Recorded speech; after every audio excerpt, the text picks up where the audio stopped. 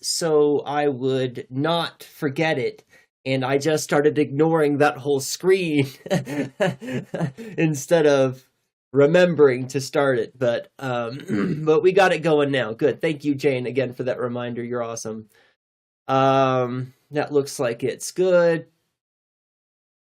Go ahead and mute this. That hasn't been a problem yet, but just in case, I don't want to run the risk. Need that up. Fantastic. Fantastic. It's good to see you all. You can tell I moved some stuff around a little bit.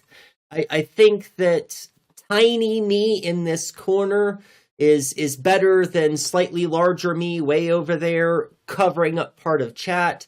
I don't mind that my face is sharing this awesome emote, which is a very awesome emote. So, if somebody comes in and starts talking trash, I can be like, hey, look, pal, look, pal.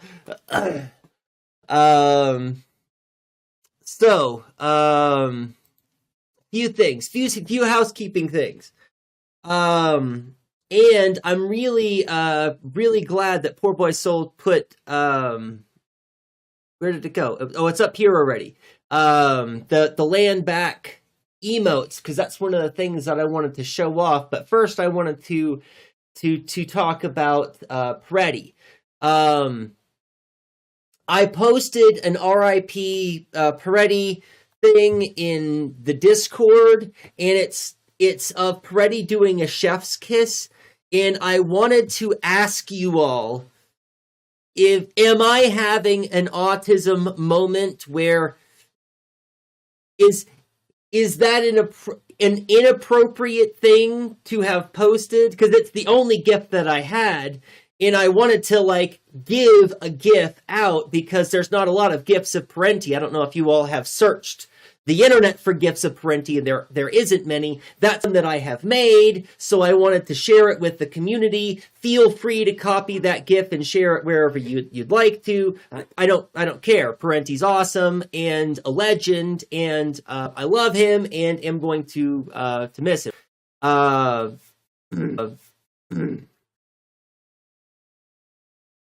Wait, you may be trolling, but have you seen this emote? Which one? Oh, the Rise lol. I mean, I like Rise's emotes too. Absolutely. Absolutely. Whose LandBack is that one? Maple Takes? Okay. Good. Because I'm trying to we'll get there in a minute. Trying to get ahead of myself. So what I wanted to show off was Complainy Laney has another Peretti emote that is absolutely fire. And they also have a LandBack emote. They're one of the few streamers that have a LandBack emote. So there's the Peretti. And this LandBack emote absolutely kicks ass. It is just because it's got the medicine wheel and the text is really easy to see. I don't dislike my own LandBack emote, but a lot of times when I use it in channels, I see the streamer squinting, right? It's because it's not an easy one to read, but that one that you put, Maple Takes, Poor Boy Souls, can you put the Maple Takes one in chat again? That one is really good. It pops. The text is really easy to see. Yeah, thank you. Yeah, that's when I was thinking about it. I was like, well, most of my community are on the spectrum, though. I think that we've talked about this. I believe authentically. I believe that everybody is on the spectrum. I think that the idea of neurotypicalness is a myth.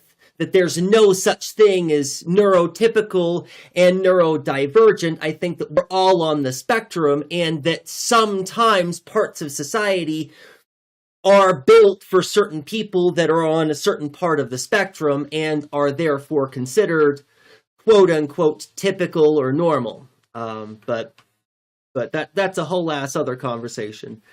Street Cat Love also has some super epic emotes. Let me just take a moment because I haven't shouted out them.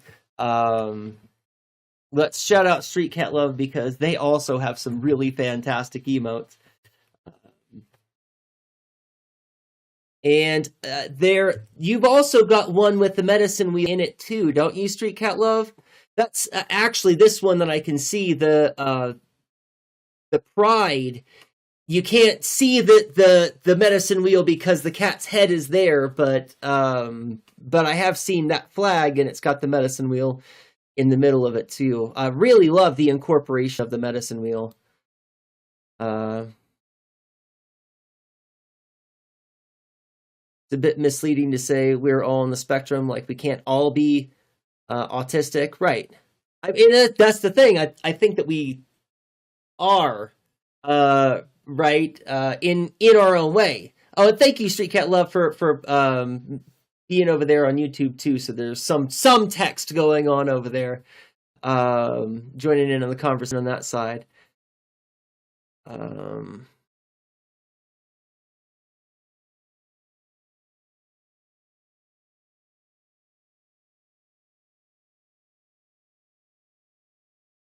Okay, good.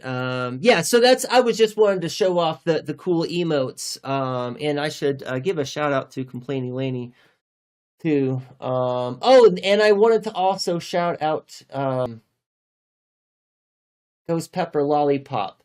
I don't have any of Ghost Pepper Lollipop's emotes because I'm not subscribed to their channel, but and I didn't subscribe to Complaining Lady. I can't afford that.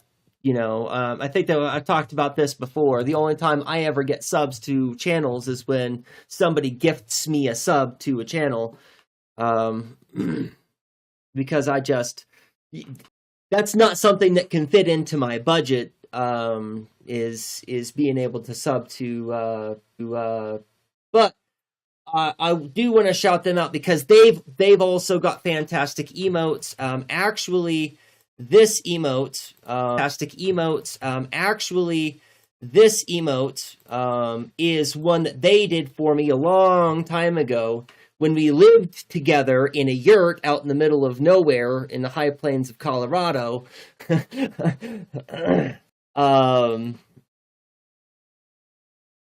get the thing?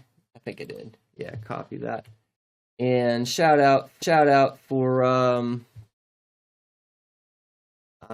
if anybody has any Ghost Pepper Lollipops emotes, feel free to show them off. I just don't, like I said, I don't have any. Yeah, the Anarchist Heart is art that's done by Ghost Pepper Lollipop. It's still one of my favorite. It's still one of my favorite emotes. It's still one of my the one I use the most out of all of my emotes. I'm trying to get Maria Ressa up there. I use her all the time, I swear. If I'm in other people's channels or when I'm doing stuff on Twitch, I'm trying to use the Maria Ressa one so she comes up more often in my, in the most used. She's still not in there, even though I use her all the time. But,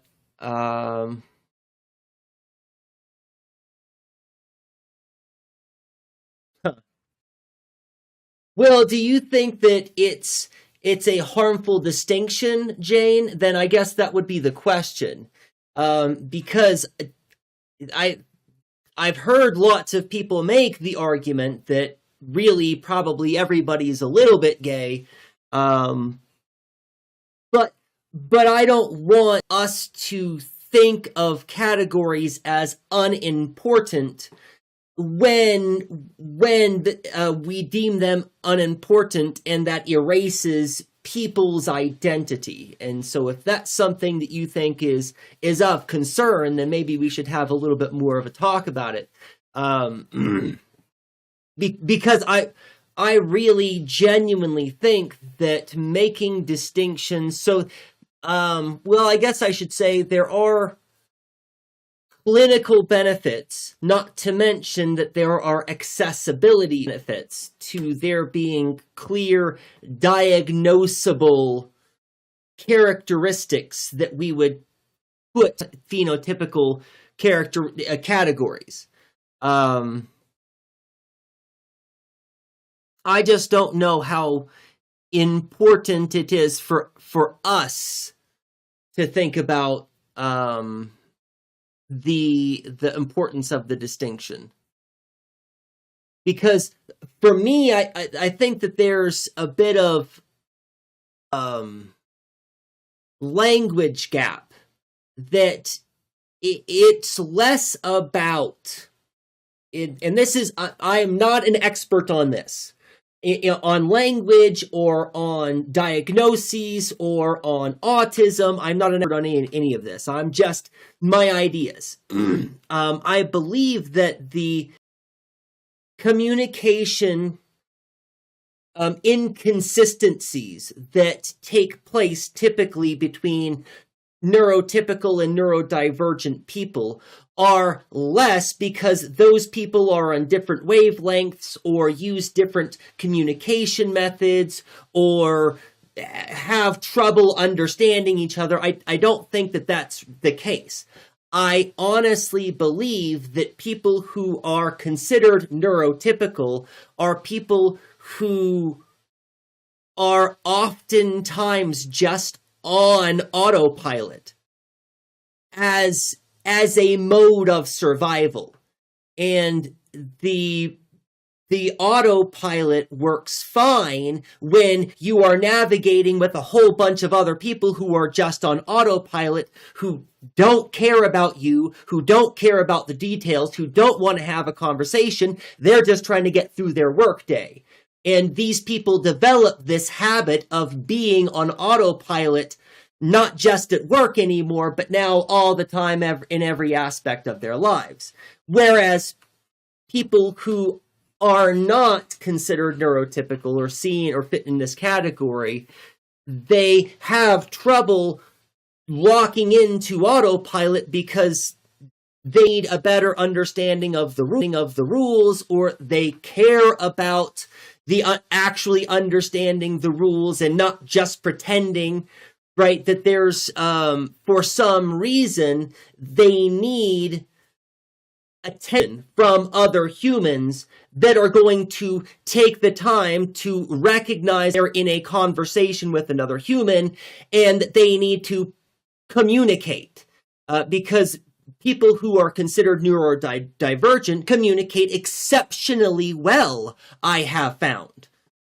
As long as you are giving them your attention and focus, and they are committed to, right, as long as they want to have a conversation and you want to have a conversation, you can have a conversation and there's no difficulty, right? The difficulty is when people are on autopilot and fail to recognize that they're in a conversation where somebody actually needs you to be present in the conversation and not just operating on autopilot. I mean, maybe this is a bad take, but that's kind of the feeling that I have about it.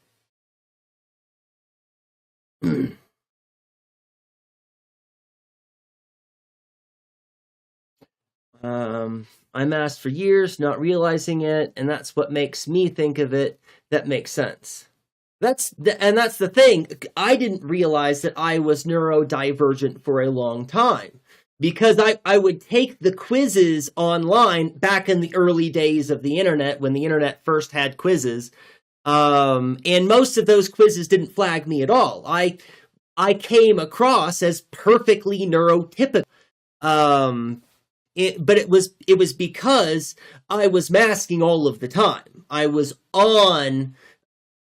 turned on performance mode all of the time in a way that I didn't realize.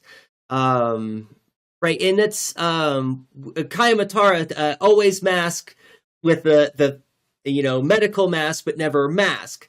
And that's a kind of mindful being that is very new to me. That kind of idea of being able to demask and maintaining a demask for some extended period of time is a new thing for me.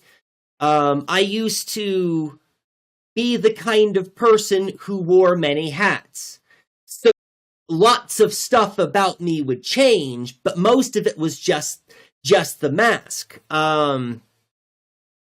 What I found in a habit of shifting masks after I had become an instructor teaching moral philosophy, what I found out about myself is that my moral attitudes toward the world were not consistent between the different masks that I would switch in and out of.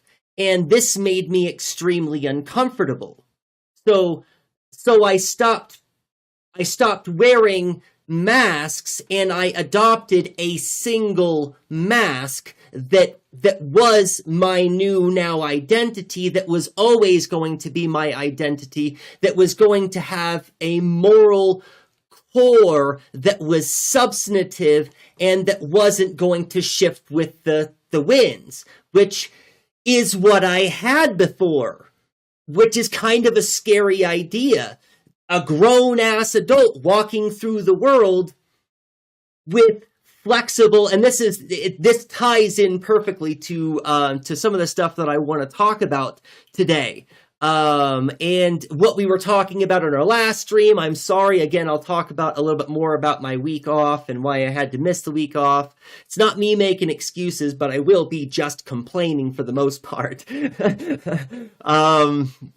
But I was really upset because I was really looking forward to having conversations with all about this kind of idea that there are ideologies that we shift into or out of, different kinds of uniforms that we wear, right? Alluding to the leftist perfectionism outline that we'll talk about a little bit today. And that's why it's a new thing for me, is when I stopped switching masks to meet different kinds of situations and instead started to build one single coherent mask that was going to be my public identity. I also became very thoughtful about the person behind the mask and giving them time and space and time to take off the mask. Because before, when I was shifting from mask to mask to mask, I wasn't ever taking off the mask. I was always wearing a different mask, but I always had one on. And I never looked behind the mask, right? And so this is really only a few years that I've been so reflective and been able to identify the self as independent, as distinct from that mask that I am aware that I am building, that I present to the world.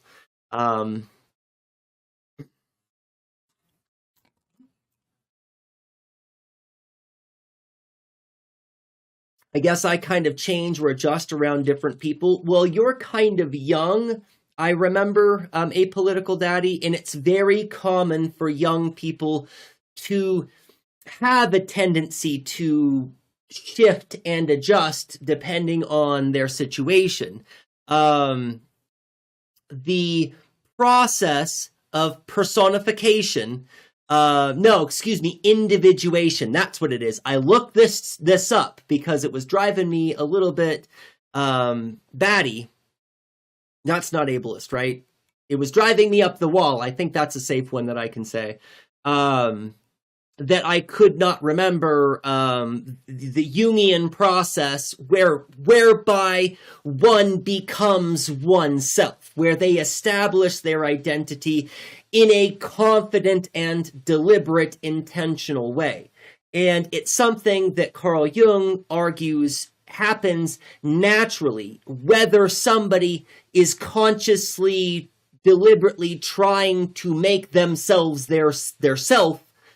They will, even accidentally, over time. But if people are not doing it deliberately and consciously, it might be much later in their life, in their 40s or in their 50s, when they get that kind of confidence about themselves and who they are and their power to assert themselves as a political body, in Hannah Arendt's language.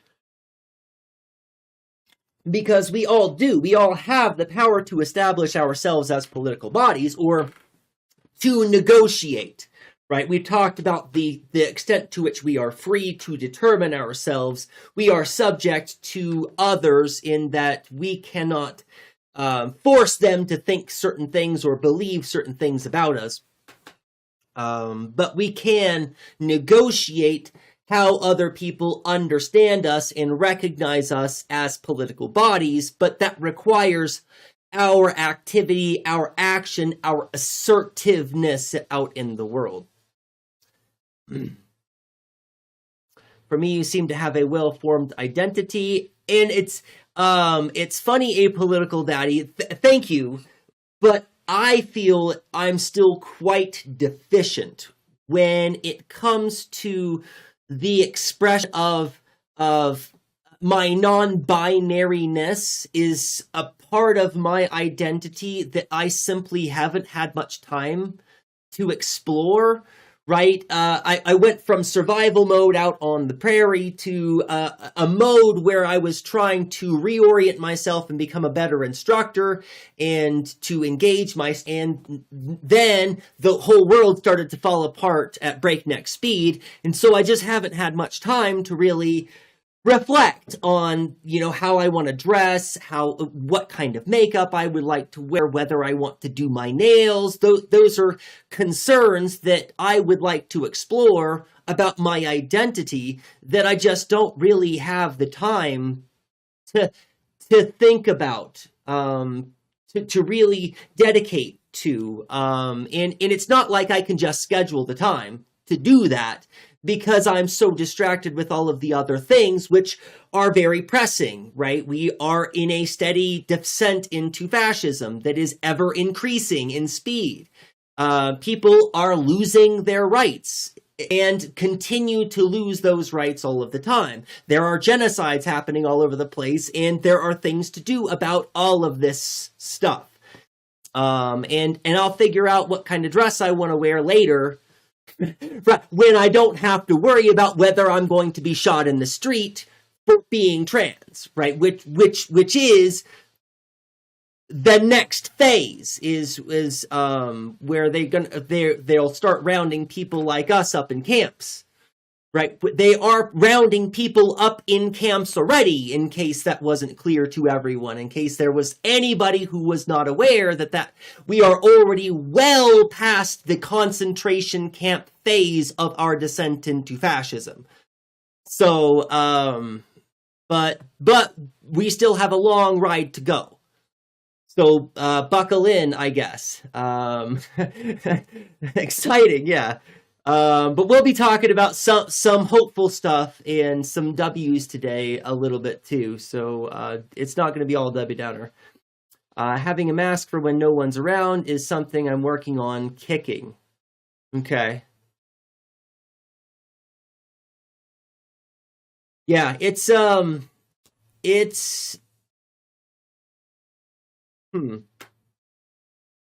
ineffable. The process of actually it's good. I got the opportunity for the first time in a while the other night. Was it Sunday Sunday, I got Sunday off. Like the whole day, I got Sunday off. I didn't have to do schoolwork. I didn't have to do research. I didn't do anything else. I got actually a day off. And at the end of Sunday, one of the things that I did is I just sat here on the floor and spaced, right? I just meditated and I just completely let go. And there's this process where things are going to keep popping into your mind, right? Because things on your mind. And for some people, they like to look at a candle and then they can take the thoughts that pop into their head and burn them in the candle. That doesn't really work for me, but there are different kinds of techniques for however it is that you can, when the things pop into your head, you eliminate the thing. And something else pops into your head, and then you eliminate that thing, and then the next, right? And then at some point, your brain stops finding things to pop into your head, and then you get to just be. And it's real. It takes a long time to get there sometimes, especially if you've got a lot of things on your mind, and especially if it's been a long time since you've done this kind of meditation. There's a lot of stuff there. And sometimes you might have to stop and emotionally process something before you can move on, before you can let go of it. But that's also an important emotional aspect of healing and meditation, that if you're not doing that kind of thing, I highly recommend it. It's helpful. For you, and can bring you peace. And even if it's only for 5 or 6 minutes, and this is the thing, I challenge any of you to meditate for a whole 5 minutes. 5 minutes of nothingness is a lot longer than you might think. If you've never meditated, getting to 10 minutes is still something that I'm working on. To be able to absent-mindedly just be completely in yourself without thinking about stuff, without having without having thoughts. It's hard. It's tough. So last 5 minutes, right? The last 5 minutes of class is like a whole hour in itself. I used to do 30 minutes. That's super impressive, Street Cat Love. And it probably takes some time to work up to that. And that's what I've heard is, that, once you get to 10 minutes, then 12 minutes is really not that big of a deal, or 15 minutes. And then at that point, you might accidentally let a whole 30 or 40 minutes go without realizing how long it's been. But I'm just not past that hump yet, right? I can spend quite a time mindlessly once I get there, but after a few minutes, I mean, really, for me, after about a minute, I start to look at the clock, and or even if I'm not facing the clock, because sometimes I have to deliberately look away from the clock so that I can't see it, that I keep wanting to turn my head, and so anyway, we're rambling off topic a little bit, but that's okay. You without the things you think about, though, that's the whole goal. That's exactly right, poor boy soul. That is exactly the question. Who are we? Dark Ray Otter, welcome in. It's good to see you. Hope you're doing well.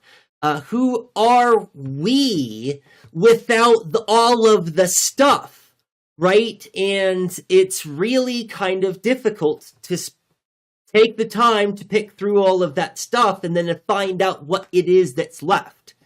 And it's so... One of the things that was really enjoyable for me is, welcome in, Owen Carter. How is life in New Nazi Germany? Oh, this is Nova Rider. Welcome in, Nova Rider. Good to see you. You're in so many different accounts, which is so annoying. But I recognize you. That's usually your entrance, right? This is Nova Rider I'm talking to, I'm guessing.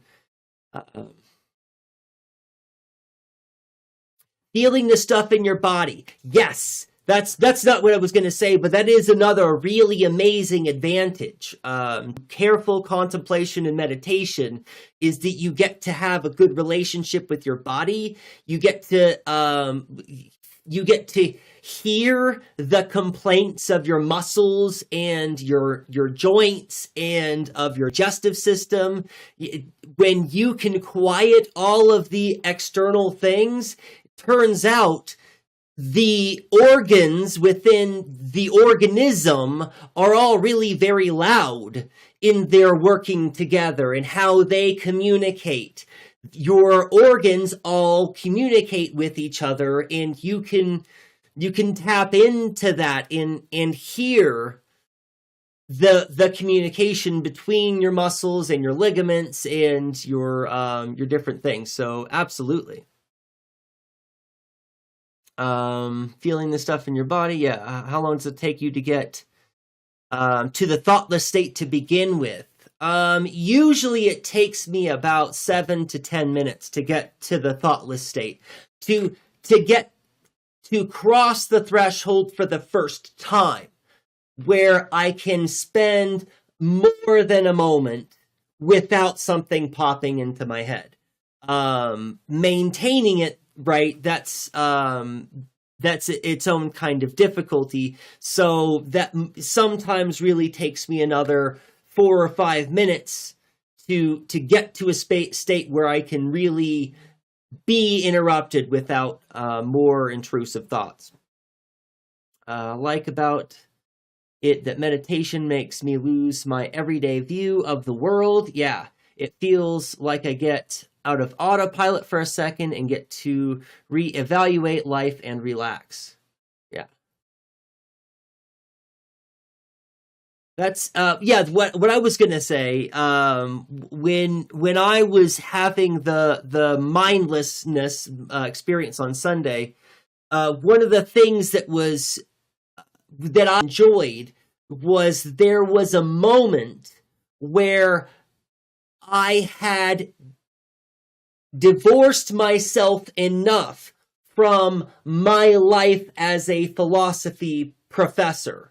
I was able to divorce myself enough from that I was able to look at my room with wondrous eyes, right? About the books and the way that the books are, and to take in my space in an alien kind of way, as from the perspective of somebody who's never seen the room before. I got to see my room from that perspective of somebody who doesn't know me, who's never met me, who just walked into a room and is speculating about the kind of strange creature that lives there, right? And it was just really kind of a fun moment to laugh at myself and to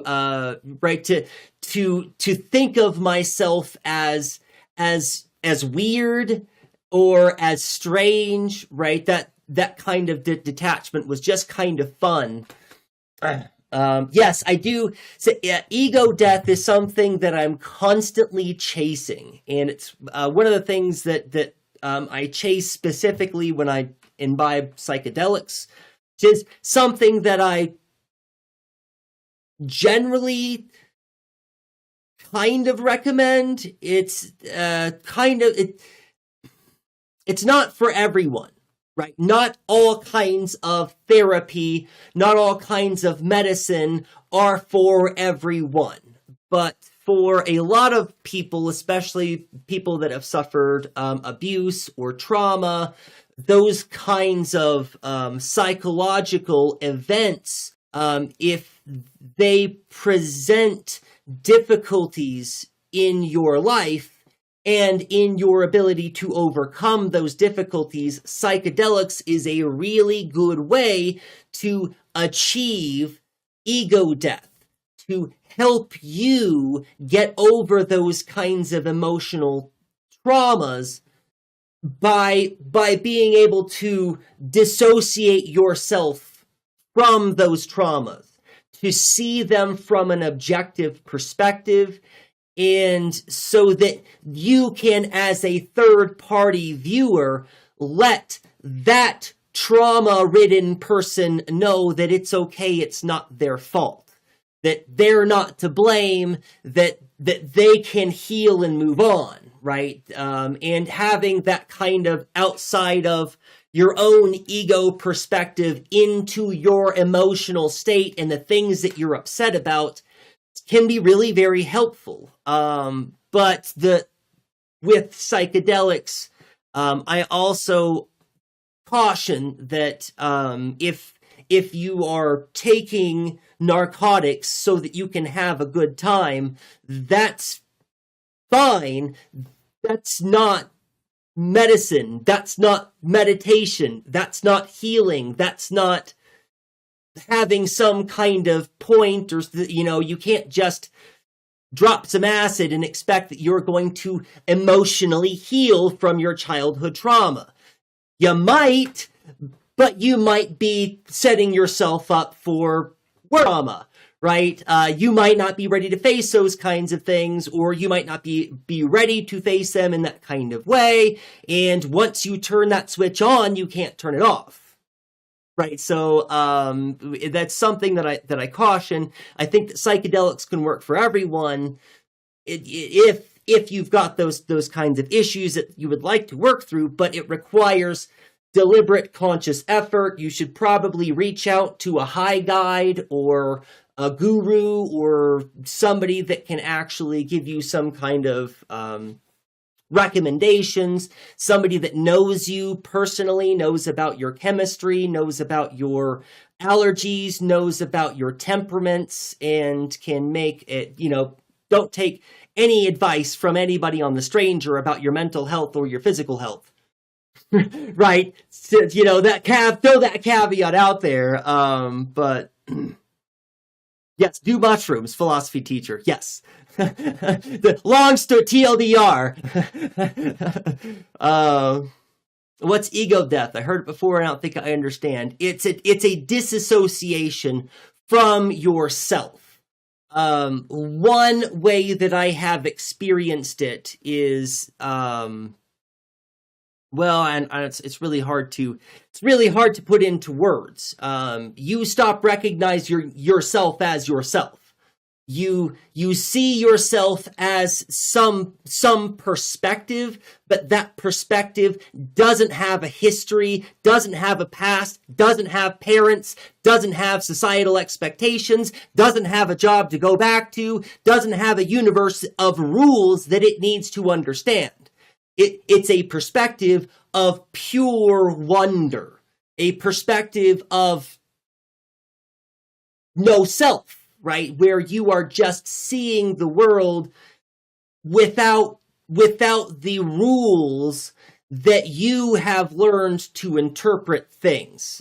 So that's why people have such wild hallucinations, is because the rules by which you understand the world, those rules stop working. They stop working entirely, and so you have to refigure out up and down, and is and isn't, and what colors are. Every trip is different, but generally it's a new discovery to gaining all of those faculties back. And as you gain those faculties back, your perspective doesn't have the ego expectations of what roles you're supposed to have.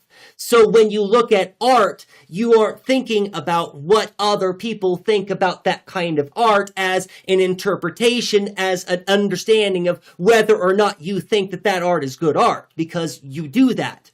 Whether or not you realize that you don't just like art, you are specifically drawn to art that you understand that other people like too. And you can't shake yourself of that ego identity that's connected by others unless you accomplish ego erasure, and then you get to see artwork from a completely neutral stance for the first time without other people's loaded expectations that you believe other people have.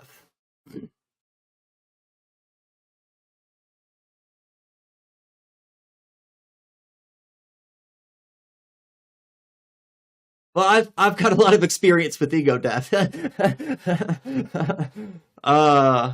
Can you do it sober? Yes. Yes, you can do it sober. And that's when Jane was asking about it in chat. We were still talking about just plain meditation. It's a shorthand, and drugs are a way that you can accomplish ego death in the company of others, which is its own kind of unique, enlightening experience.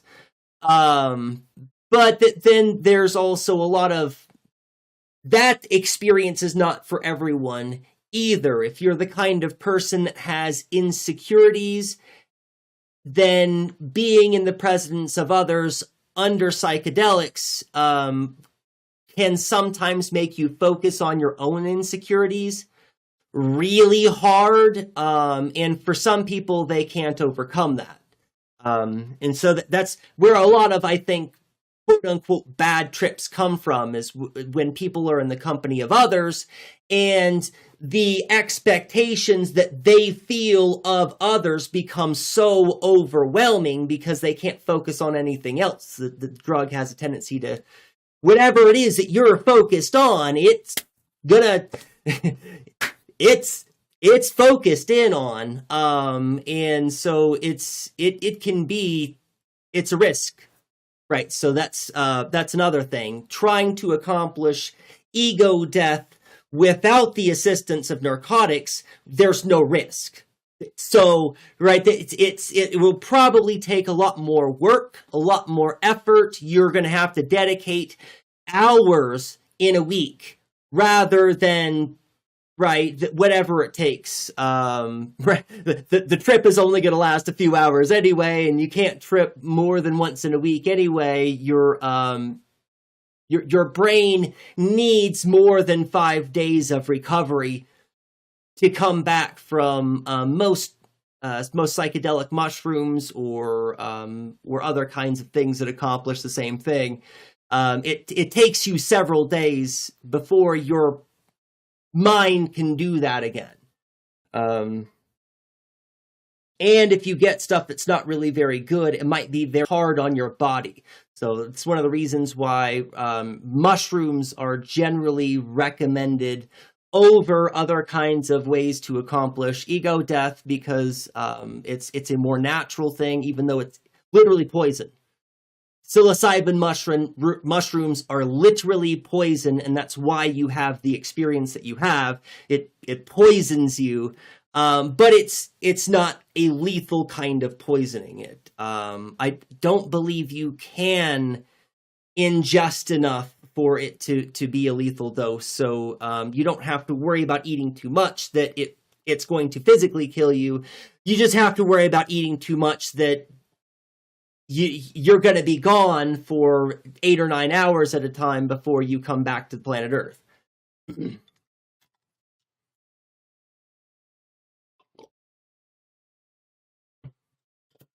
Yes, I would say you get to view yourself without the way you're programmed.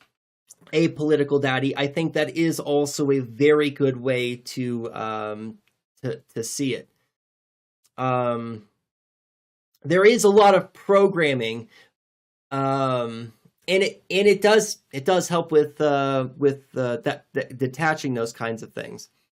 But really, the long story short, really TLDR is that doing it naturally by dedicating the time and energy to get to know yourself is the better way to do it.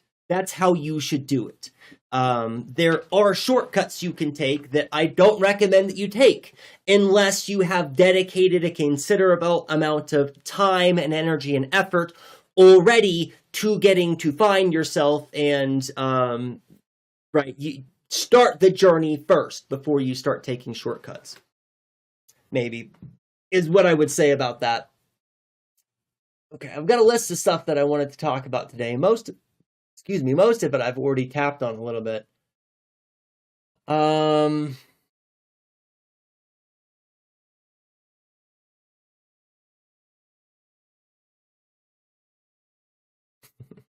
I'm looking over the notes, and there's so many things still left to cover. Oh, before I forget, I'm way further in the stream that I meant to cover this in the first 15 or 20 minutes, and I'm a little bit upset that I didn't.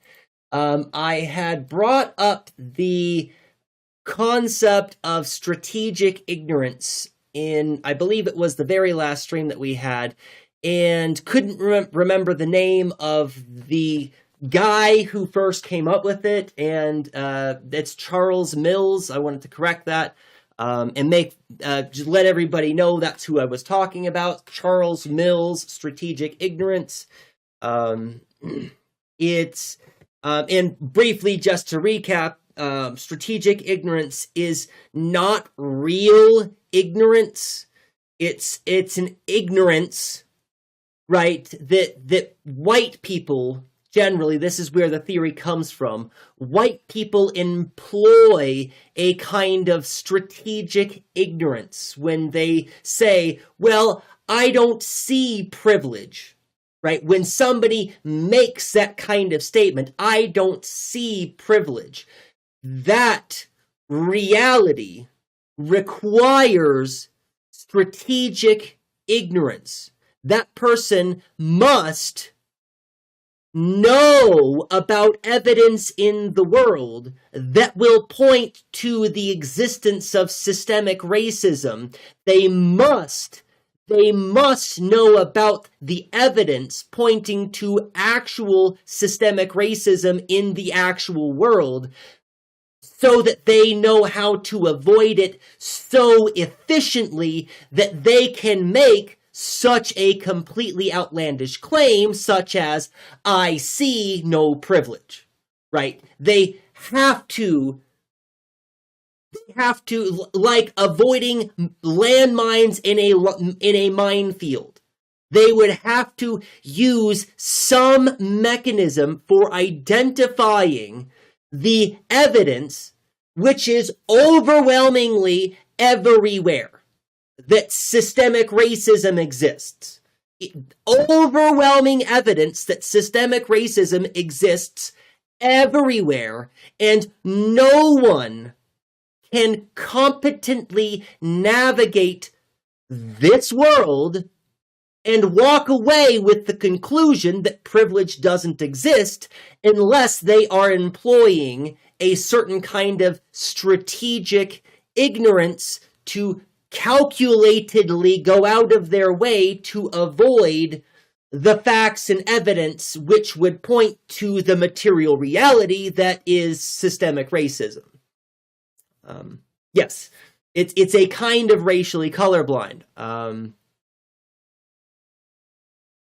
Right, exactly.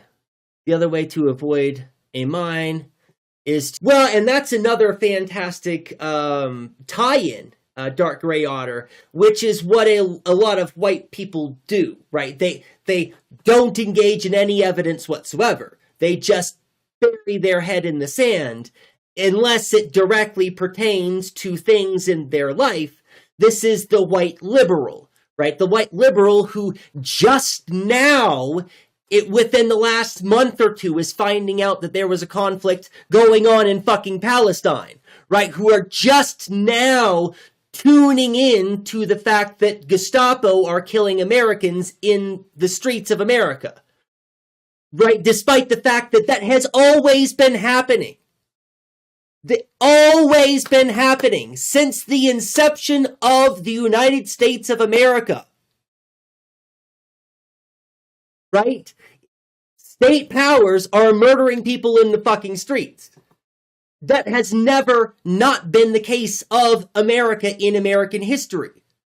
Right? But white liberals are just now finally starting to wake up to the reality, their strategic ignorance can no longer prevail. And that's the reason why they don't want to want any of this taught in schools, why they don't want DEI initiatives, why they don't want us talking about the other thing, affirmative action in, right? They don't want us talking about Black history. They don't want us talking about these things because then people can't, wait, where is it? People can't avoid the minefield. If it's part of public education, they can't avoid the minefield. They have to understand that systemic racism is real because that's what the evidence says. Sounds similar to yes, poor boy soul. It is extremely similar to weaponized incompetence, and it is to the kind of thing. And this is something that, of course, I'm not going to do credit to the work of Charles Mills in just a few minutes. But part of what Charles Mills talks about is the degrees, right? There are some people who perpetuate certain kinds of narratives. I think the propaganda is a really great example of people that don't understand. They have no understanding that the words that are coming out of their mouth is propaganda. When they're talking about, the police and they're doing this toy drive for Christmas so that they can help out 6 kids in the whole fucking city, but it's really just a PR stunt, right? Like that when people are talking about how good they are or what that one cop that's not the bad apple, right? They don't understand that they are engaging in propaganda for an oppressive system of state violence. But that's what they're doing. There's another thing actually that ties in with this really well. When people, this is perfect. When people talk about how protesters who are protesting ICE should engage in nonviolent tactics, how those people don't realize that they are doing the work of the fascist state. If the words that are coming out of your mouth is that protesters who are protesting ICE should ... shut the fuck up. You are drawing attention away from the fucking point, which is they are protesting ICE who is murdering people in the streets. Don't tell them how to do it. Don't tell them they're wrong for actually getting out in the streets and doing something from the comfort of your couch. Right? Because that's what you're doing. When you engage in conversations about, well, those protesters shouldn't have set that fire. You are doing the work of the fascist state. You are supporting fascism with your words. Stop doing that. Necessarily, too. And that's something that we need to probably talk a little bit more about. And this is things that I want to talk about. So this segues perfectly. It's all cover-ups. Yeah, absolutely. It is. It's always all cover-ups. That's precisely, right. Which one is this?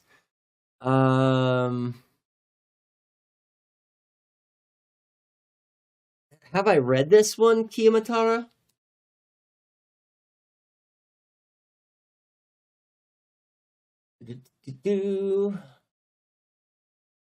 While I'm waiting for that to load, the People's War is organizing around the needs of the masses and moving against that.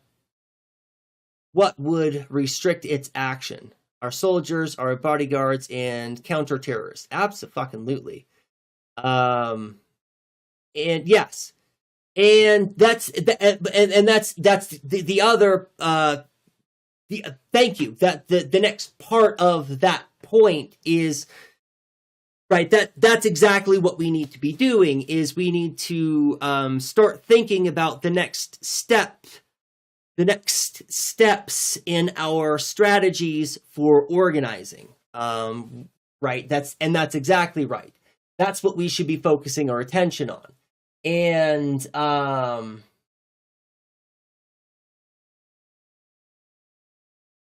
no, this is a new one. This just came out, okay, on the 17th. So I haven't read this one yet. And it's awfully short. We might take a quick look at this one today. One of the things that I want to that I had already planned to talk about is this here, right? And what I want to do is I want to provide us with some bookends for understanding the kind of conversation that I'm trying to have, that we're trying to have here. So it is not the case that when I say people who are criticizing protesters for using certain kinds of tactics, right, that I'm not trying to silence this kind of voice, because this kind of voice is making an important point, right? That we should think of as one of the bookends in the greater conversation of how we are going to organize, what kind of principles, what kind of standards, what kind of tactics are we going to use in our organizing, right? This is a big, long conversation. And I think on one of the bookends, there is, as I've talked about a number of times on the stream, a place and a time appropriate for nonviolent organizing. And when we have people who are simply calling for violence, who haven't done any organizing, who aren't a part of any projects or coalitions, who haven't worked with any disabled people or with other communities of people, right? When these people are making calls for violence without a plan, without a strategy, without any kind of thought behind it, this is stochastic terrorism, and it's not a good tactic that anyone on the left should consider at all.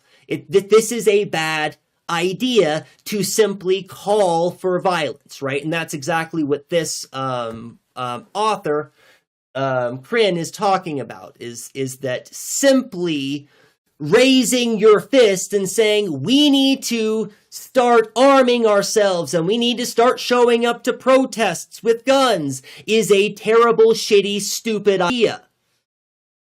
Unless you are part of some organization that has already figured out the legal aspect, has already mobilized lots of people who are going to organize together in solidarity, then you are doing a bad thing that is bad for everyone, right? And advocating for violence is not a good strategy, and it's not a good part of any strategy, right?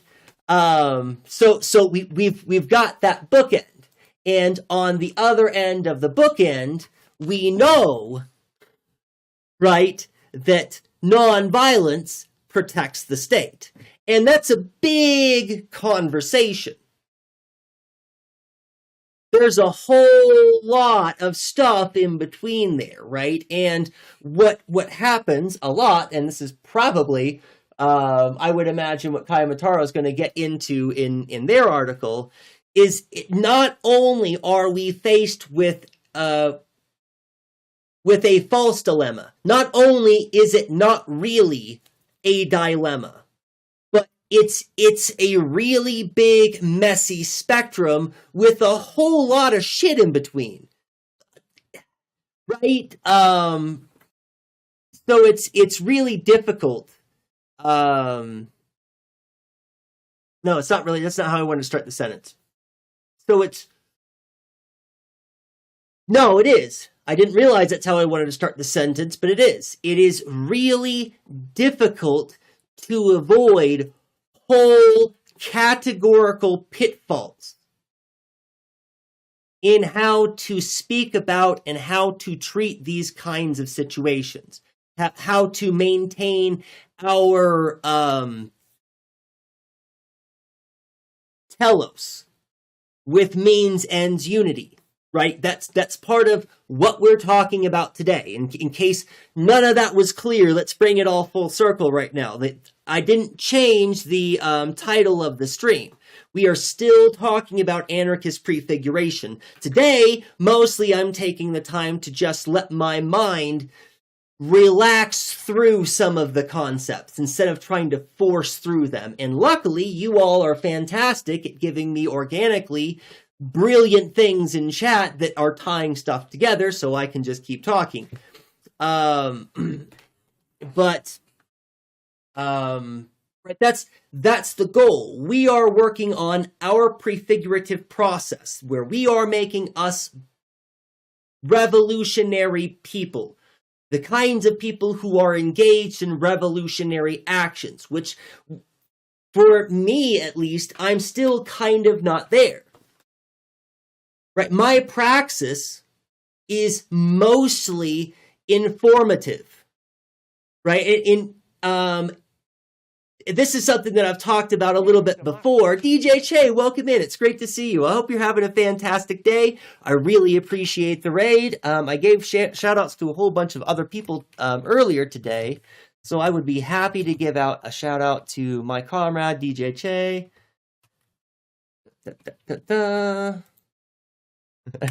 Who is often lurking, even when they are in their own stream. So I appreciate you being here. Good to see you, DJ Che. I hope you're having a good day.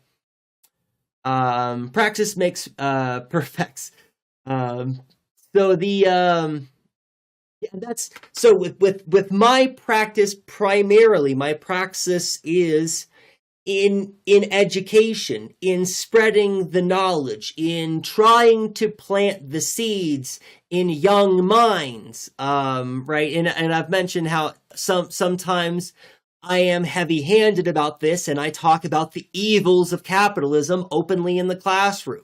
But sometimes I'm a little bit more delicately handed about this, and instead of confronting people with ideas in an aggressive way, I plant little seeds of doubt about the institutions and the structures and the kinds of things that have gotten us to this point in time and history in our in all of the mess that we're dealing with right now. So right, so when it comes to praxis, I'm a hands dirty kind of person. I moved out here to Colorado so that I could grow food and feed people. That was the only reason that I came out here, was because I wanted to work together to grow food and feed people, and I have not been able to figure that the fuck out, right? I want to do things that are more physical and more tangible, but I just, for me, time doesn't allow. My material time and place requires a lot of mental time and energy from me, such that I can't spend my time out in a garden. Getting my hands dirty as much as I would like to do that. But that is praxis too. And if you are just planting vegetables and feeding yourself, that is also revolutionary action in the material world, right? Where you are giving yourself some little bit of freedom or liberation from the fetters of capitalism, from the fetters of the system that control you. Control our lives. Good. So I do want to take a minute and crack into this. I didn't say hi to you, Fetter Mephitis. It's not the first time we've met, but I stumble over your name again. Welcome in. It's good to see you. Hey, and I got a follow. Thanks for the follow. I don't have my thing up, so I don't know who that was. Elaine, welcome in. Thanks for the follow. Good. So, what's the next topic that I want to go on into? There's not much more. I kind of wanted to talk a little bit about Fed posting, because Jane mentioned Fed posting in the comments in the chat, and everybody here seems really to know about that already. Right, what that is, how to avoid that. How I think I'm probably the least disciplined here. Anyways, when it comes to making statements which are kind of on the kind of close to that line, if not maybe on the other side of that line. But well, okay, let's.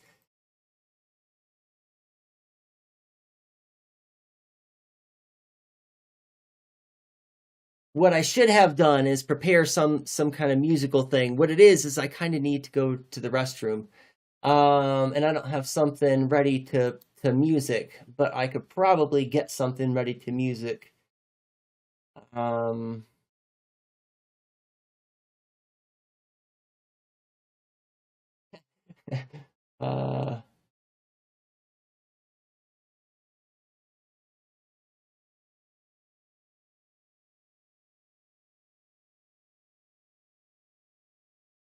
Yeah, let's go with this one.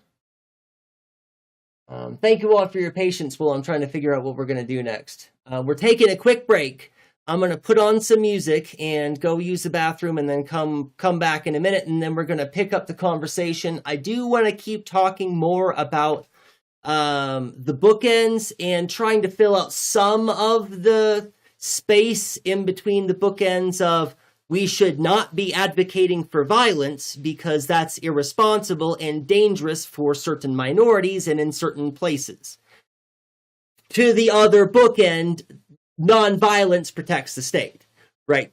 So I want to flesh out some of the map in between that a little bit. Think about the categories that might be in between those, which are going to be more helpful than either of the bookends.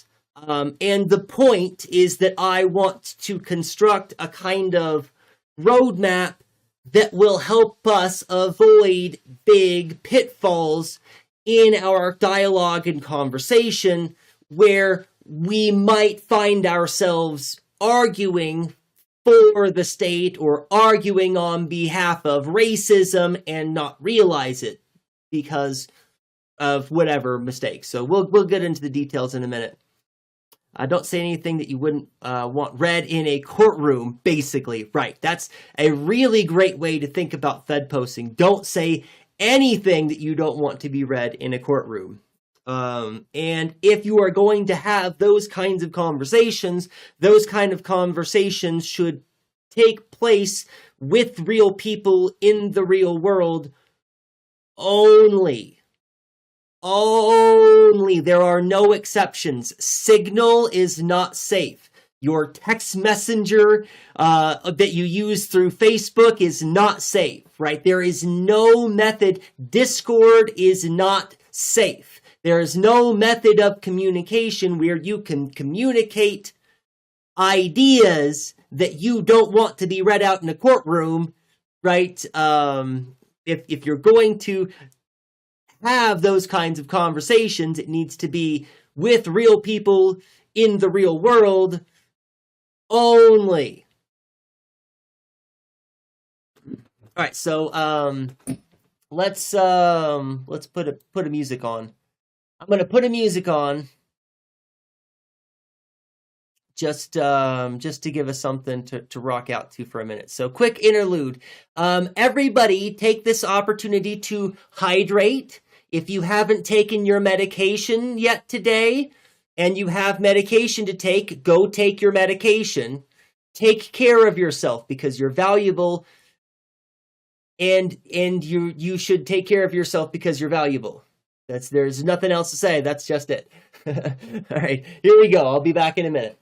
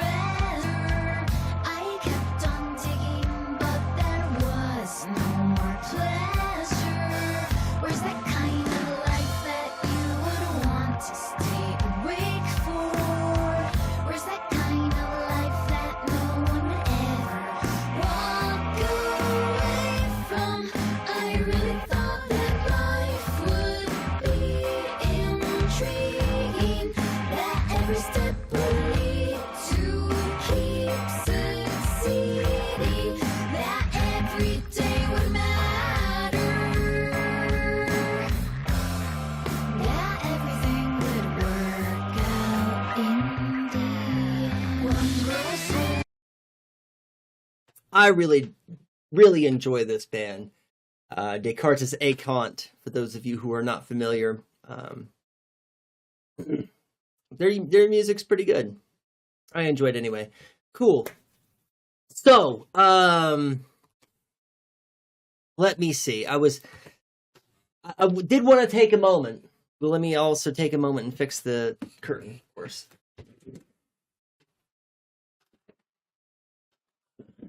Where that becomes more of a problem. Good. Was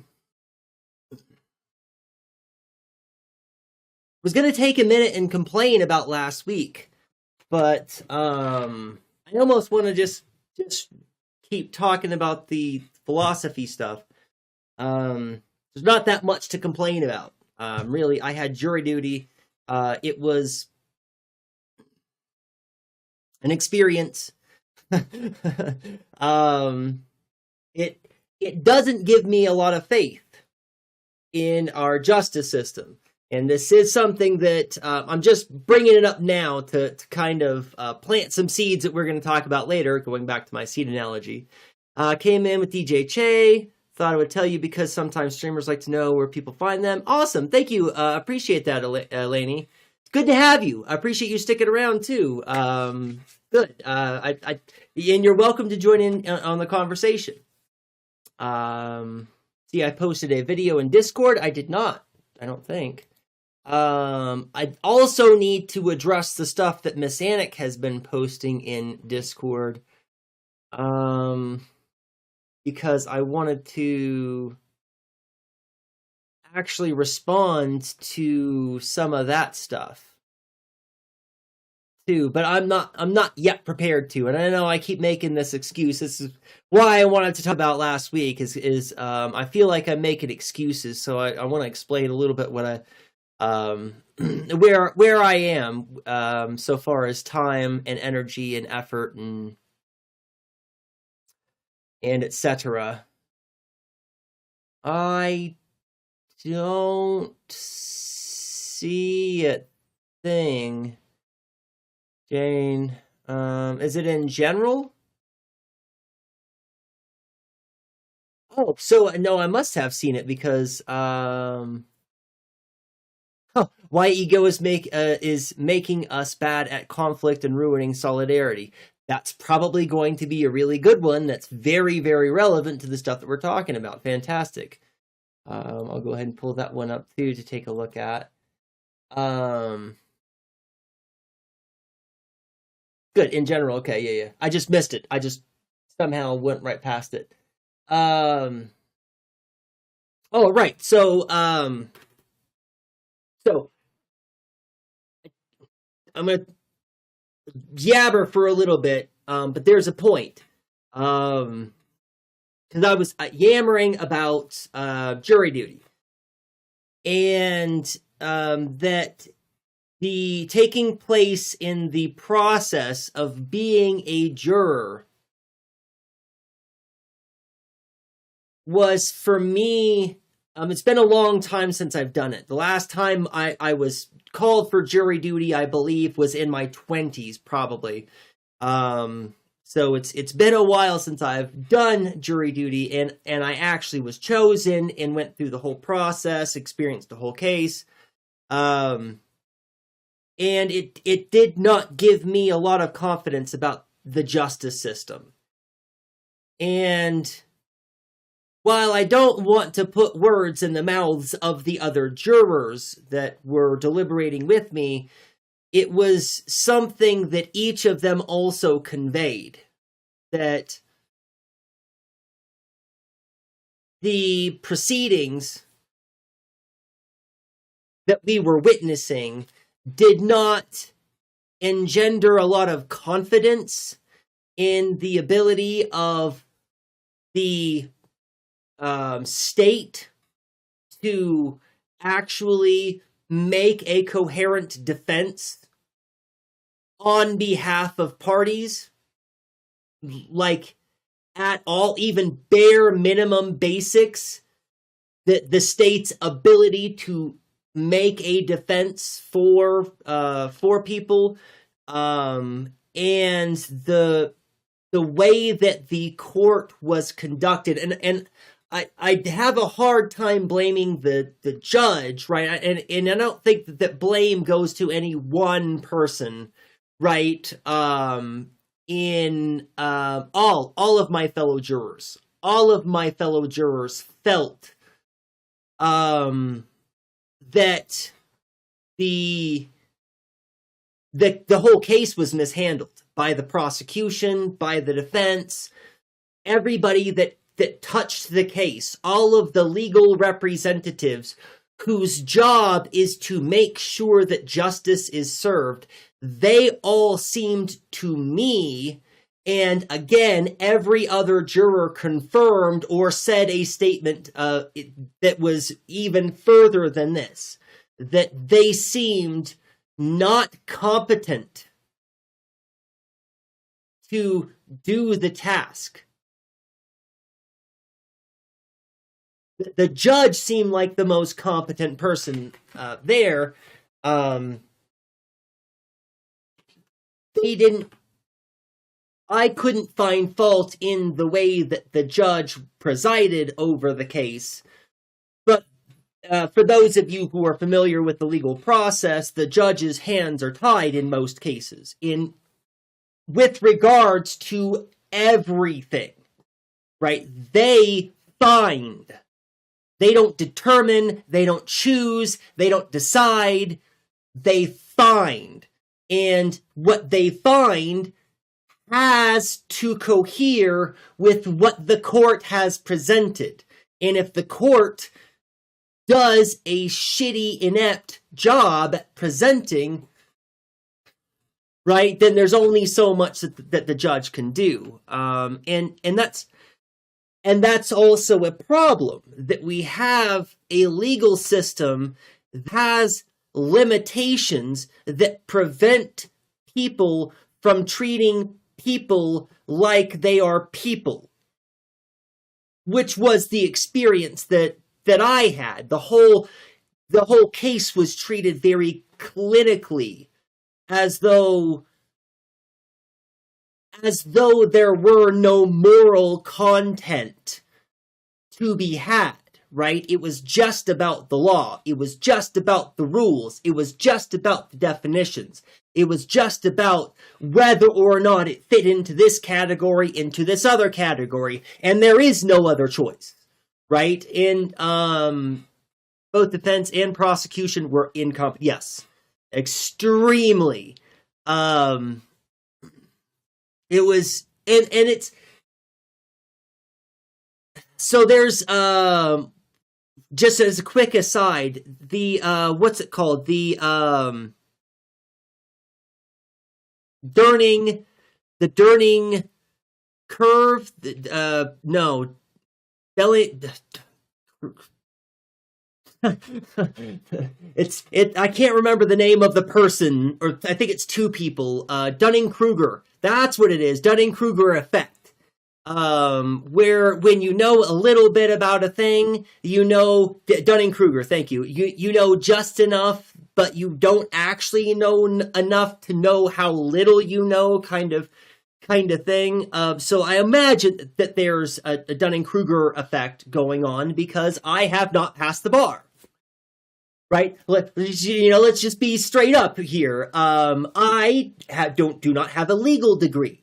So there's only so much I can critique. But at the same time, I know more than just a little bit about law. I know more than just a little bit about how the law works and about how courts are supposed to work and how findings are supposed to be arrived, right? Like, more than just a little bit. And so from my perspective, it seemed like nobody had any right to be there. With exception of the judge, who I found no fault in the way that the judge presided the case, but the whole thing was a shit show. So,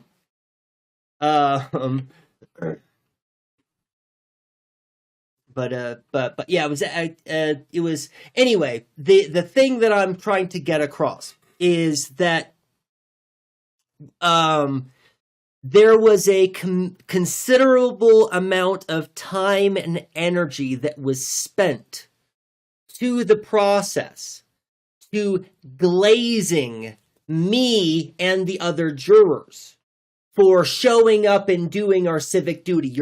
You are doing such a great job. You are upholding justice. You are doing your civic duty. And they spent a lot of time making us feel really good about participating in the process of finding justice. And then they spent all of this time bungling the entire case.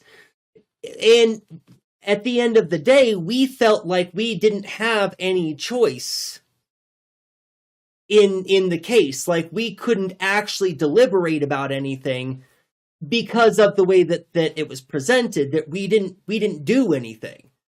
They fucked up the court case and didn't want to be here anyways, right?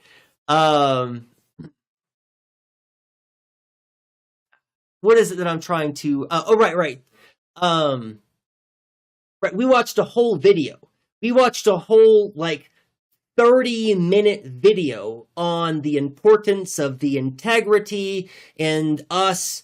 Right, again, the video is glazing us for doing our civic duty and how important we are and how important the process is. And it really, to me, seemed like an institution who is very acutely aware of its uselessness. That's what the whole process screamed to me, was an institution acutely aware of its uselessness in the endeavor of actually achieving justice. But the whole circus that we were a part of draws us into and makes us an accountable part of the circus. And to me, this was one of the most important takeaways, right? That it was really important that the state wanted me to know that I was a party to this. That I was giving my tacit consent to the whole legal system. Right? And this was ingrained and reinforced over and over and over, not just in the video, several times. The judge said it, the prosecutor said it, not bailiff, the clerk / there's supposed to be a juror officer whose sole purpose of their place in the court is to be the go-between between the court and the Do you see the missing piece of the puzzle? Yes, the whole thing. People to turn up to the words of Malcolm X after hundreds of years of treatment without worth, without respect. When Kaepernick kneeled, it was disrespect. But it's standard practice to kneel on a citizen's neck. Yes, the whole thing was an exercise in manufactured consent. I'm a part of the process. I have co-signed. I was, of course, the test.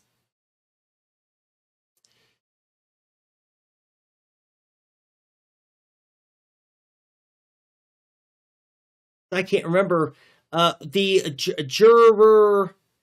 Spokesperson. There's another word for it that I signed. There's a thing that I signed when we announced our verdict to the court. I literally signed my name and on that document, right? Like, I'm a part of the process. And it was very clear that what was going on was manufacturing consent for an institution that, again, was acutely aware of its uselessness. And part of the reason why I'm bringing this up is that this kind of situation, material condition for a state is a condition of desperation. And we should, as astute students of material conditions, we should recognize a big shift happening right now in how this state is operating. And part of that big shift has to do all of the institutions that are a part of this apparatus. All of those institutions understand that they are not the mechanisms for us to achieve justice. Every single one, the police know that, ICE knows that, your governor's office knows that. It's a practice in necropolitics. That's right. They are just deciding who lives and dies, and they don't care what we think or say about how we feel about the justness of it at all. They simply just are so unbelievably detached from a telos centered in justice or justness or human dignity or in human rights. Could not give a shit the fuck less about it. And that shift is going to turn into a desperate clawing for its own place, which is going to require that the state mechanize methods of oppression. So in the way that we are already starting to see concentration camps across the United States, we are going to see different kinds of processing centers and different kinds of, right, we're probably going to have different levels of alienation where we are segregating populations off or into or funneling, and more Americans are going to be expected to be a part of the machine that is literally murdering people in the streets. We are not far off from full-on Gestapo in the streets. But right now, they're still pretending. They're still maintaining the facade. But we're really close. We're, I believe, desperately close from a shift in how this administration treats us as people, right? What was y'all's verdict? I am able to share. We ruled not guilty on the case because the state withheld a tremendous amount of evidence, and because the state was doing the prosecution actually, and a lot of the prosecution was concerned about how we would take some of the medical documents and some of the other evidence that was in the case, and so struck most of it from our consideration, which is difficult because we're aware of all of the stuff because it kept coming up in the case.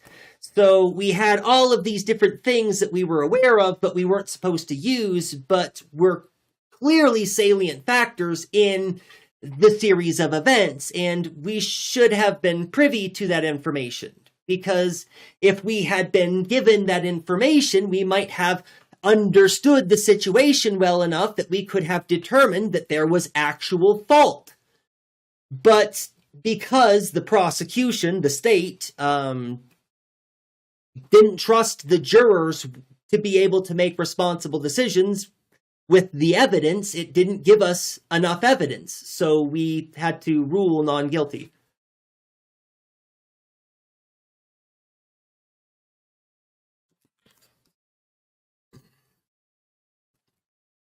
Which is always kind of a, I mean, it's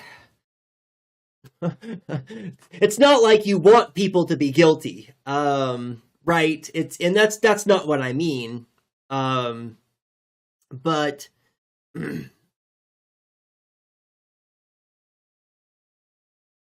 needless to say, none of the jurors were satisfied with our verdict.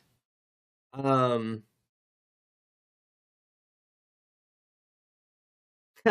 not be a quote unquote good juror. Well, but that's, you'd be surprised. Actually, it really does depend. And really, when you get regular people together and you put those regular people in a room and you ask them to solve a problem, regular people are generally pretty good at working together to solve a problem, to figure out at least what to do about their problem that they need to get out of this room one way or another. And that if that's through a verdict, then that's how they do it, right? But all of the other jurors there were very committed to the idea of justice. They really took seriously the idea of doing the right thing, but everybody felt kind of like they couldn't do the right thing, right? That we, again, just didn't have enough information to make a real determination as to whether there was guilt or not guilt. We just could only surmise that there was not a sufficient enough threshold met that we were certain that the person was guilty. Would be too biased? Well, then you would just get deselected. Usually, if you're going to be a biased kind of person, then you'll just get selected for removal from the jurors' box. Pretty sure that they just keep professors, no matter what I said, right? Because there were quite a few things that I thought were going to disqualify me for the very first, the second question that they asked, right? They asked, there was a guy in the top right of the box that got the first question, and I got the very second question, and the very second question was, Professor, how do you feel about police?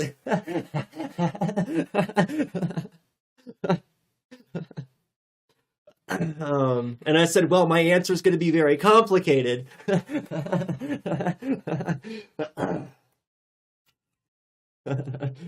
I thought that what I said about police was going to get me disqualified, but it didn't.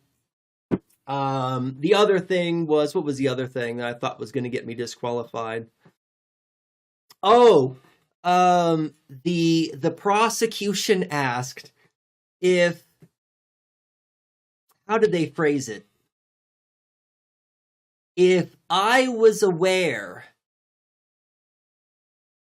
that there was a possibility that my determination in the court case could lead to someone else's future harm, that I would be able to make a decision without regard to that possibility. And I said, no. If I suspect that my decision here today is going to have future impacts on the health and safety of another human, that is not something I'm going to be able to disregard, no matter what you ask me or how you ask me or who asks me to disregard that. I'm not going to disregard the future safety of somebody if I believe that that's going to be tied to my decision. Now, that ended up not having anything to do with the fucking court case anyway. Well, that I know of. Maybe there was obvious stuff if I had been privy to all of the information, but I wasn't, right? Because the prosecution didn't trust the jury with enough information that they could make a determination, so we didn't. We determined that we couldn't make a determination and found the defendant not guilty.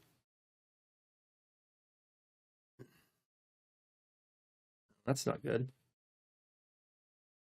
Okay, there we go. Anyway. Oh, yes, so, this is all just aside. Anyway, I was going to segue from the failure of the state that knows it's a failure and therefore is already desperate and will probably begin to shift its efforts towards that of desperation, which will, of course, translate into more direct violence for us. And I was going to segue that into something else, and I forgot what that something else was. So it doesn't really matter. We'll just we'll end on that note, maybe. But we'll segue that right into this, and have a brief conversation about this. I don't want to read the whole article, or rather, I don't intend to read the whole article. If you all think that it's advantageous, I'll do it.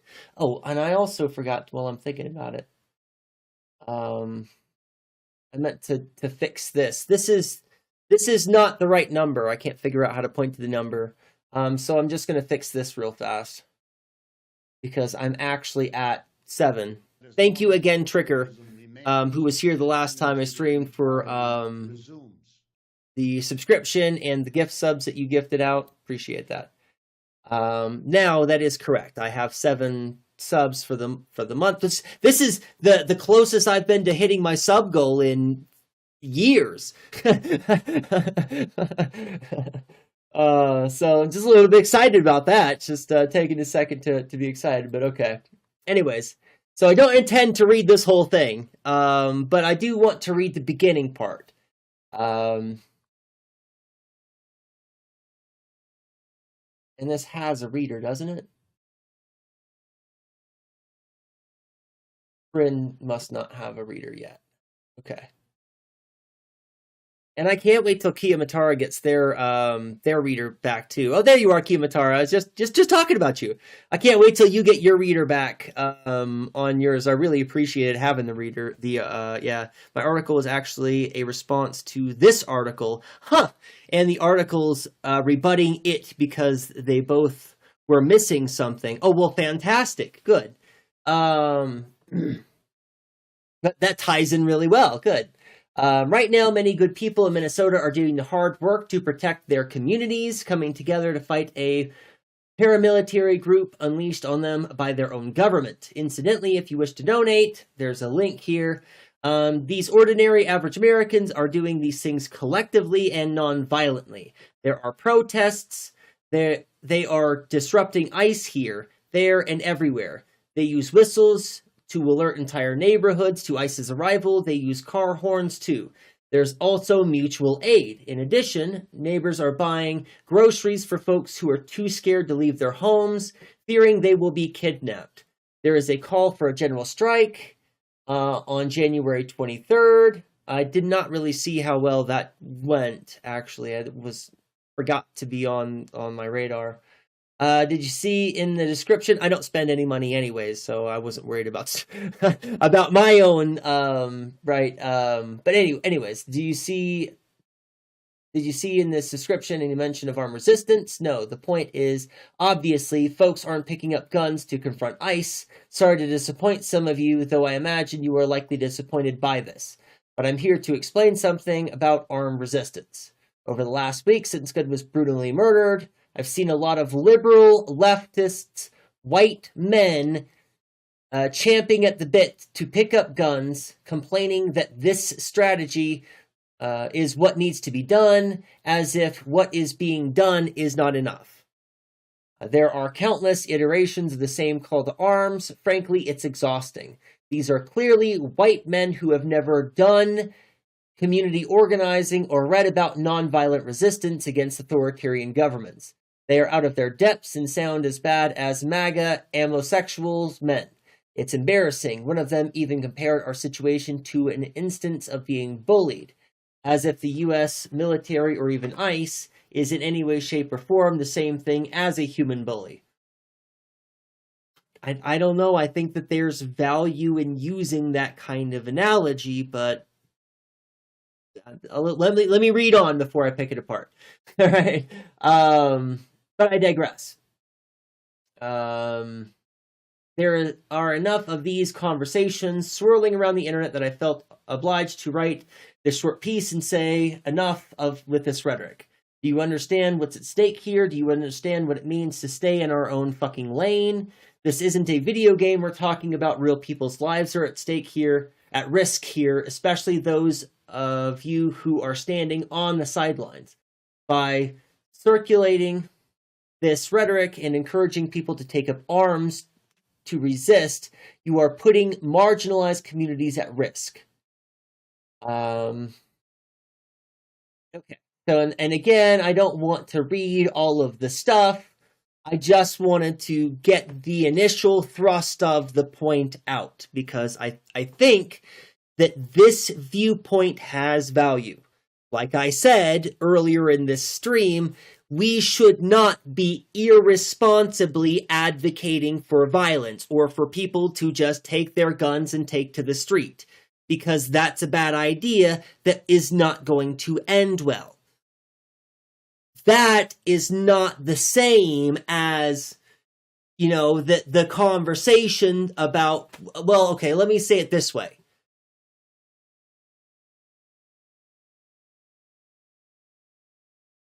Right, it's not.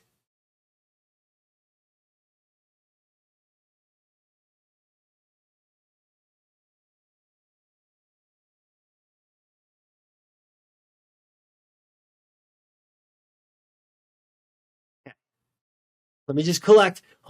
I thought I had it, and then I changed my mind, and then I had a new direction, and that's also not a good one. So just give me a moment. Right.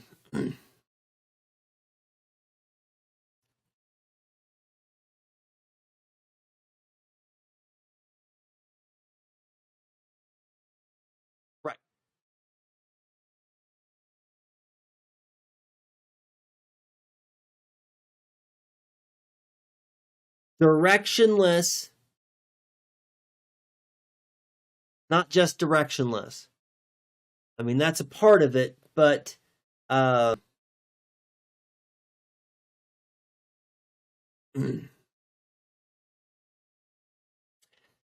it's not exactly stochastic terrorism. Is there another word that's kind of like this thing that I'm trying to think of, where rather than organizing, what we find as a result are discrete acts of violence, which those discrete acts of violence, instead of fomenting revolutionary momentum, call in the force of the state to clamp down and intensify the oppression of already marginalized communities. But that's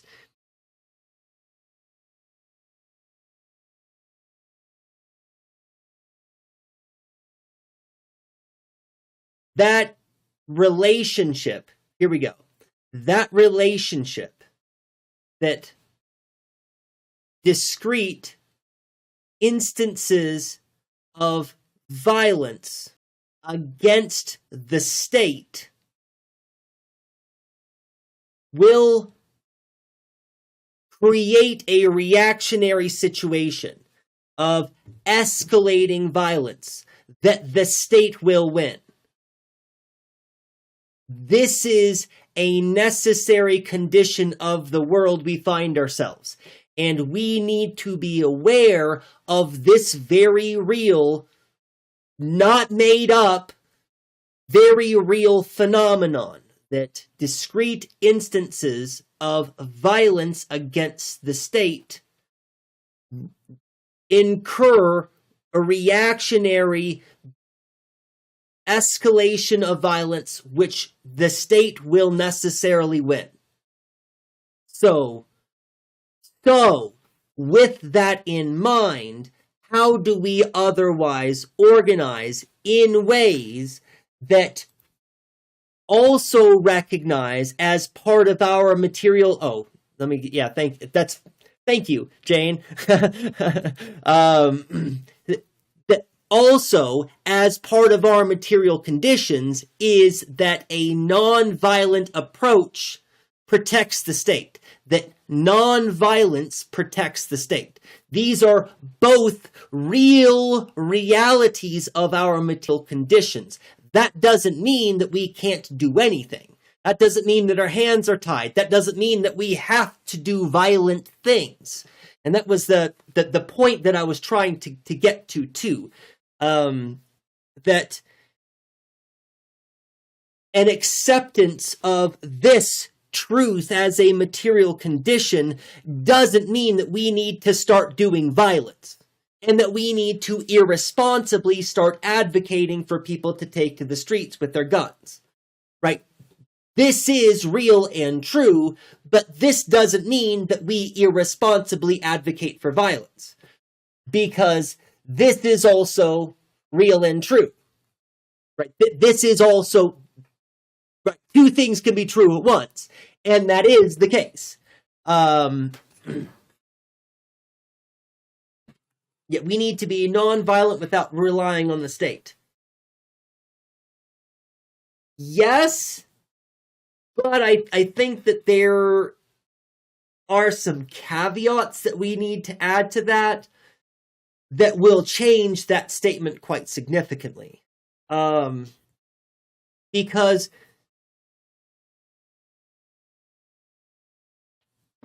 in order for violence to work, your opponent must have a conscience.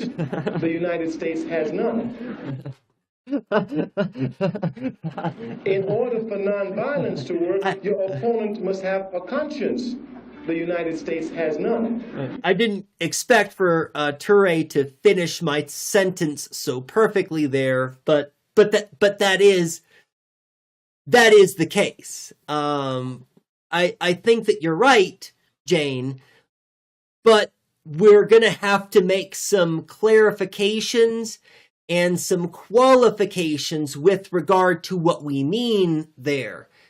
Because for nonviolence to work, state has to have a conscience, and the United States has none. So,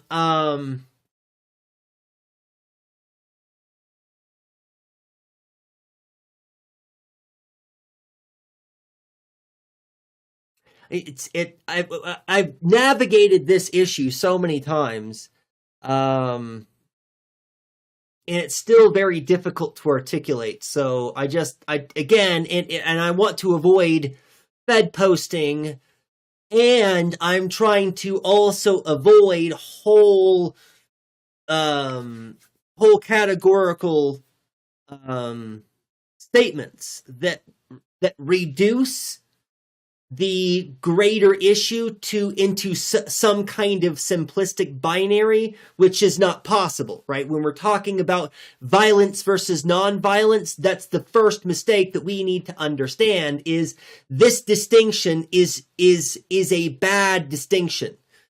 This is not a good distinction to make, that there's between these two things. The state is, and part of the state is violence. That doesn't mean that everything that the state does is always violence. But we need to combat some of that state, and some of that on our part is going to require armed resistance. That's unavoidable. It will necessarily be the case that if for no other reason that we have the threat of being able to use violence such that it prevents police or National Guard or whatever other soldiers, mercenaries, ICE agents or brown shirts, whatever, have been hired to kill us. Right? There might be some value in having an armed militia who is ready to and prepared to defend our community farms and our housing centers and our education centers, right? And our community gardens and our housing centers and our education centers aren't going to be violent and should not have elements of violence baked into them at all. But those elements are not going to be able to survive state oppression unless we have some kind of something that can meet force with force. So being nonviolent is not being a pacifist. That's a very good point too, right? Great distinction, because there is widely accepted moral understanding that individuals have the right to defend themselves from harm, from threats to their life, from bondage. They have the right to defend themselves. And the reality is the state is going to make it out as though what they are doing is not violent, and any resistance is violence, right? Feeding people sometimes is considered violent in the eyes of the government, right? They will, and this has to do with manufactured consent too, right? They paint a certain kind of narrative, and they maintain most of the control over most of that narrative. And that's another aspect that we should be including in our material analysis too, that we need to be able to respond to that, something we've talked about.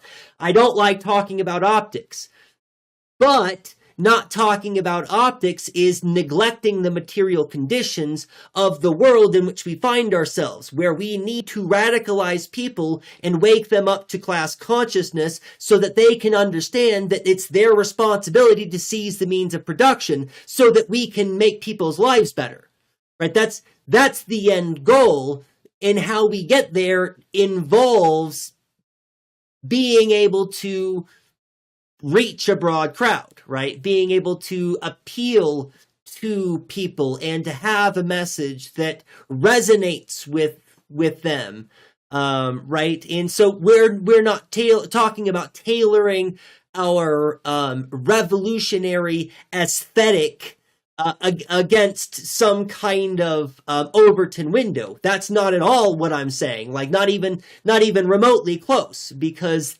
it's not about aesthetic. It's about making your community better, feeding and housing people and educating people and getting people off the street and getting people access to healthcare. That's what actually matters. Oh, gotcha. What I said is above is for appealing to the masses. Gotcha. Right. Then yes, that is a correct statement. then yes, no notes. But yes, we and every other aspect of it is that we need to understand that we need to stop relying on the state. That, I think, I should have spent more time focusing on that, because that is the point. That is the whole goal of us is us figuring out how to get us to see the world in a kind of way that we can convey to other people ideas that help them understand, right? That they need to stop relying on the state, that they need to take it upon themselves to direct their lives, to take control of their material conditions. Marx is done. He can't come back and save us. We have to do the work ourselves. Marx is done. Can't come back and save us. Right. We have to do the work ourselves. Exactly. No one is going to save the working poor except the working poor. 100% too. And that's, there's a doom and gloom, cycle that I get caught in sometimes, with regard to this. I'm not ignoring your statement, Kaimataro. I'm going to get right back to that in just a second. Sorry. Don't go anywhere. Sorry. Is that one of the doom and gloom cycles that I get caught in is thinking that Americans are never going to be able to liberate themselves. That their propensity to to cling to luxury, quote unquote.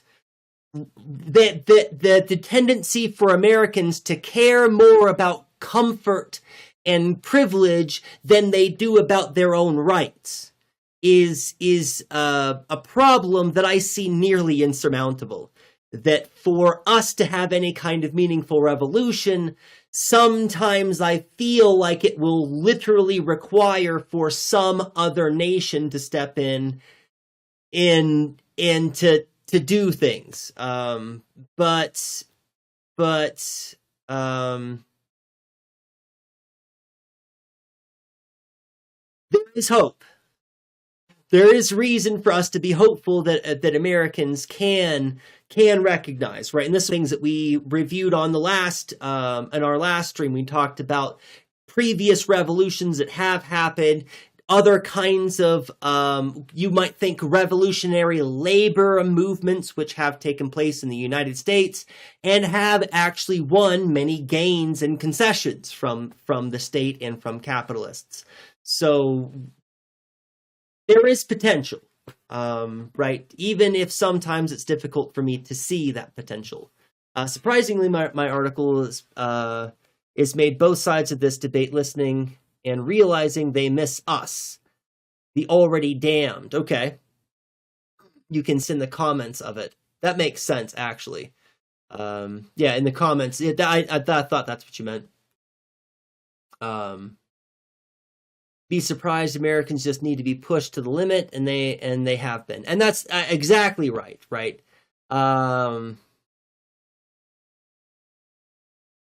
We are getting to that point.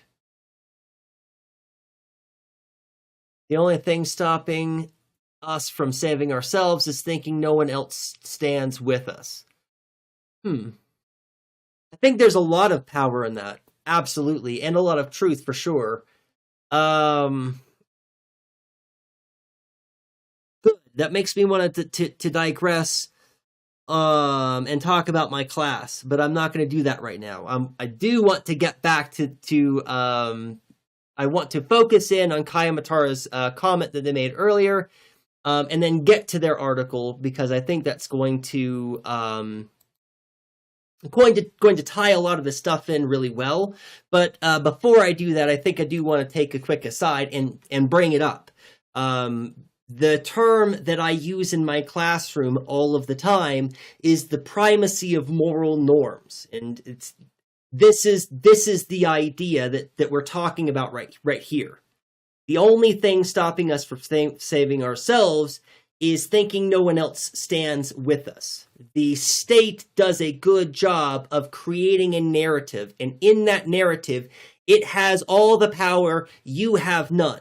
And people feel kind of hopeless about this. They know that their vote doesn't matter. They know that there's nothing, that they can't amass enough arms to actually stand off against the government, right? That's always been a fantasy. None of that makes any sense. And so people don't understand what their material conditions are with regard to these things. And this comes down to the primacy of moral norms. Which is the establishment of kinds of social moral truths which have the same kind of force and impact as terminal velocity or 2 + 2 = 4.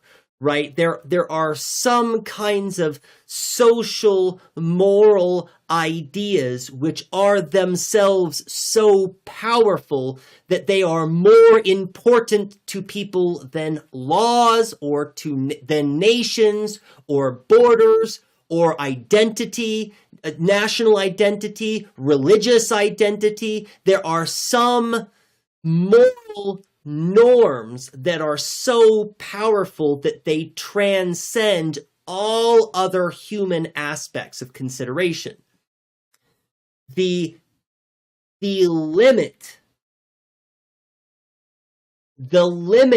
to those norms are limits that we impose upon ourselves collectively. in the way that we've talked about freedom and autonomy, right? You have the freedom to leave the house without clothes. You don't, because you interfere with your own freedom to do so, because you live in a society where people wear clothes, right? This truth that you wear clothes is powerful enough that it interferes with your freedom to leave the house without clothes, right? So you have the freedom to do so, you restrict your own autonomy, and for a lot of cases, when we're talking about this kind of autonomous self-restriction, we are not really cognizant. When you leave the house, you don't think about that choice. The choice has been made for you, right? And so with a lot of understanding what we have the power to do has to do with people's self-imposed limitations on themselves and on the power of people in general.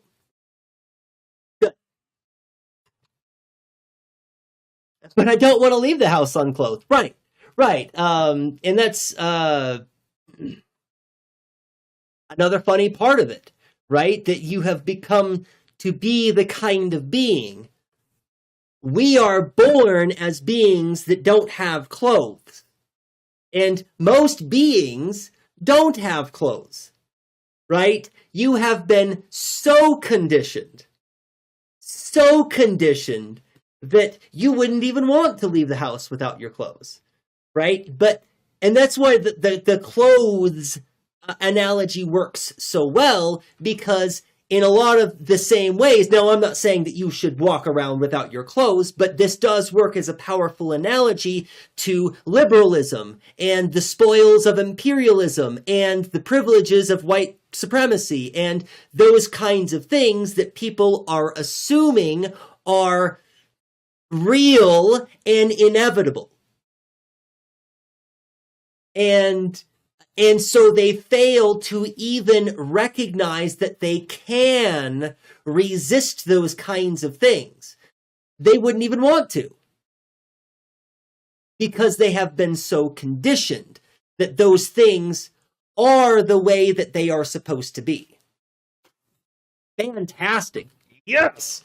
Fantastic. Good. I love it. Good. Okay, so let's get to good. Back to here. That's not what I'm going to. There we go. Oh, and let me share the link for this. Kaimatara already shared it, but I'm going to share it again. I need to remember to stop doing that so you can all see my search bar, stuff that's in my search bar. It doesn't matter, not like I've got lewd stuff in there, but... Okay, so, get some water.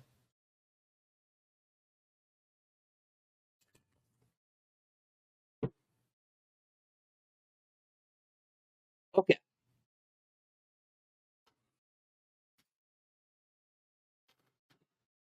As a Takatepui Maori, did I get that kind of right, or did I completely butcher it? As a Takatepuri Maori, settler society has already killed 10% of me, probably more. I will never get to live a full life. It's something I have come to terms with. While I appreciate my comrades' discussions, I learn much from them. There has been something increasingly nagging at me. I have been growing increasingly frustrated when it comes to the debate of violent versus non-violent resistance because of something their discussions overlook.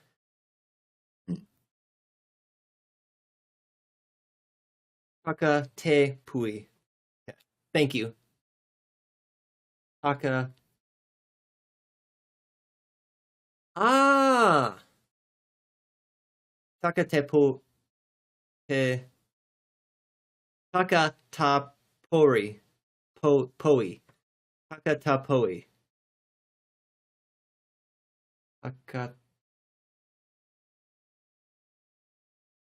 Right. I'm looking at your pronunciation and the actual spellings. I'm trying to actually Takapuri. Okay, thank you. I appreciate that, Kimatara. All right. Our existence is. I didn't read this. We all have to do is make the people know we don't want to take what little they have. A lot of Gen X have a house and think that you and I want their house. No, we just want fair working conditions, and you and I have free healthcare. Right. Yeah, absolutely. No one's coming after your toothbrush, right? You can have your personal property, and that's fine.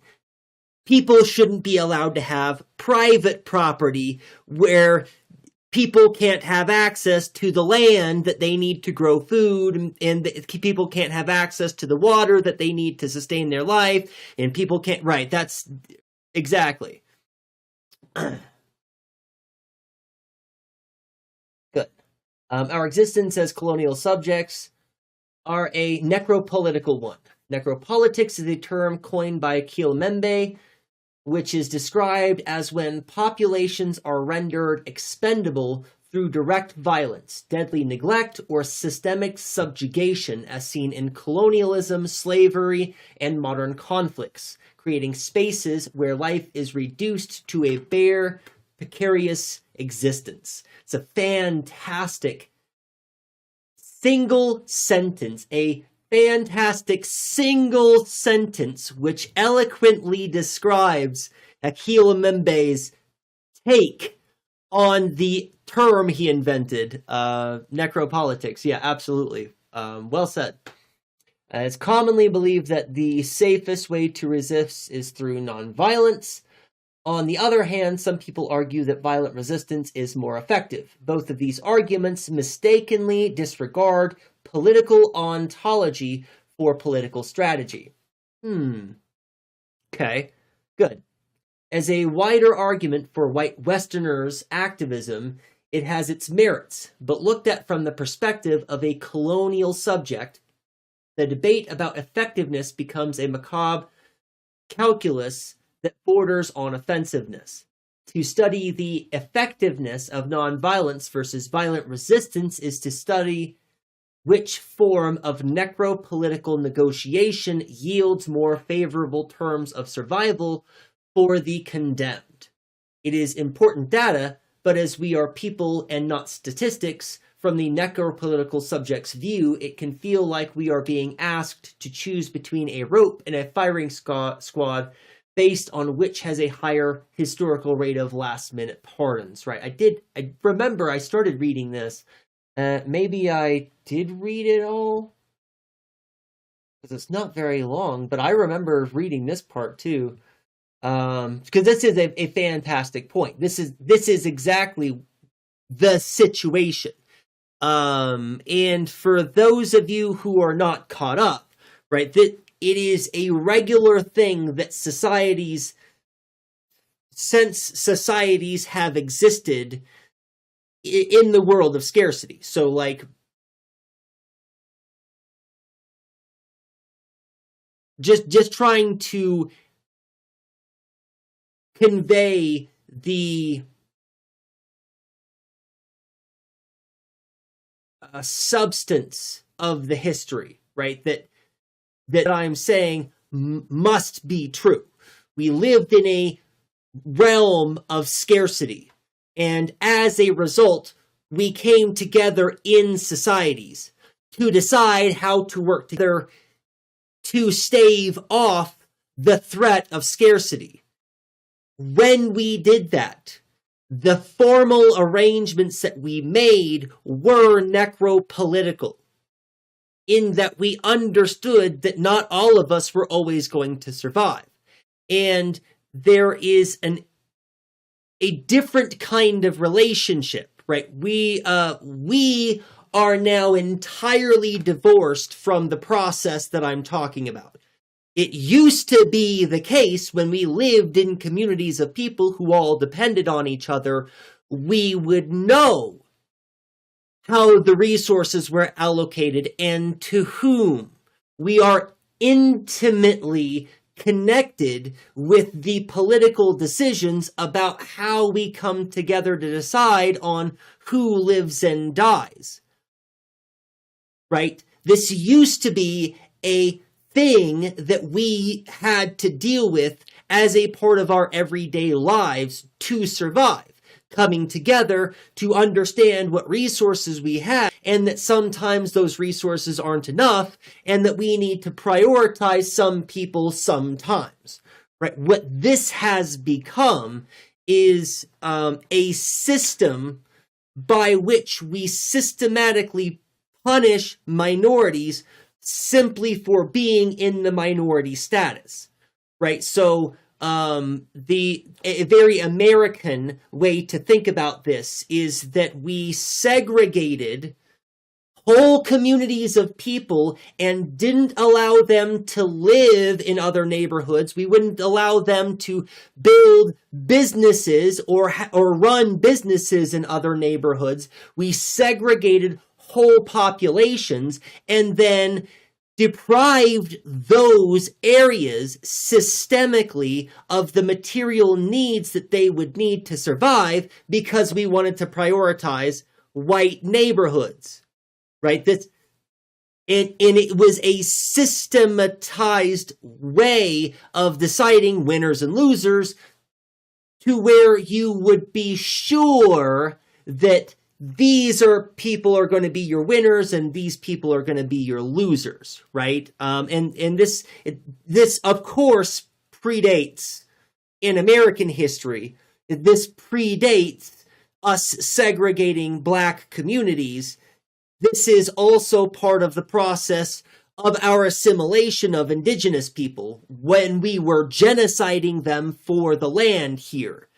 We would take up whole remnants of them and segregate them off into alienated communities, and then those communities are historically deprived of resources, determining who the winners and losers in our society are by default of where you've been born.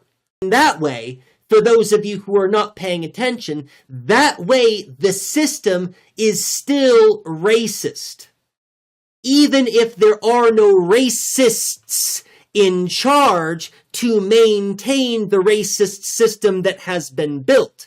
Nobody has to be racist for the racist system to maintain the systemic racism. Right? That's what necropolitics is. Welcome to those of you who did not know about this term before. This is a great introduction to it. Good.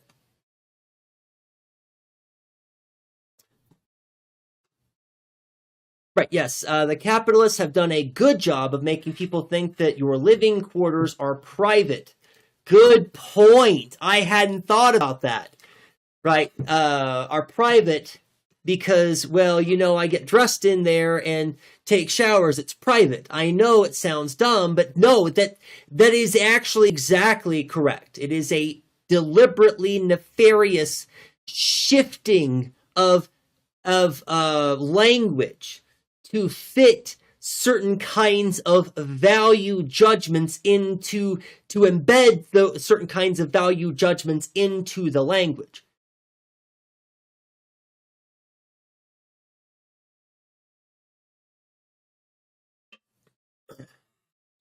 Oh, no, I commented that part in one of your lives. That's where I've read it, Kiyomatara. Thank you. I appreciate you clearing that up. Thank you.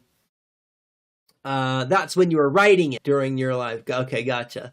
Post-scarcity era political affairs aren't that fleshed out. Right. Yeah, and that's another good point, too, that we never get to talk about, that we live in a post-scarcity society. We don't get to talk about the fact that we live in a post-scarcity society because most of how we understand the world, is informed by a scarcity mindset. It's difficult for us to even imagine what a post-scarcity world looks like, despite the fact that we literally fucking live in one. Right? It's hard for us to imagine a world in which we can produce enough stuff for everybody's needs, despite the fact that we literally do live in that world. It's hard for us to imagine that because how we understand the world is informed by this mindset, right? And it's the same kind of thing too. So, and again, reaffirming that the point made by Eleni. Okay, yeah. Right. The way we think about personal property and private property, right? It has to do with how we have learned to understand the world. And this has to do with the negotiation. This is a part of the conversation of self-determination that I often never get to make. So I'm going to make this really fast. Right. How you understand the world is through language. In a lot of very important ways. So how you understand yourself as an identity is very much determined by the language that you use and how you understand that language. The cultural or baggage that gets coupled along with how you think of the language.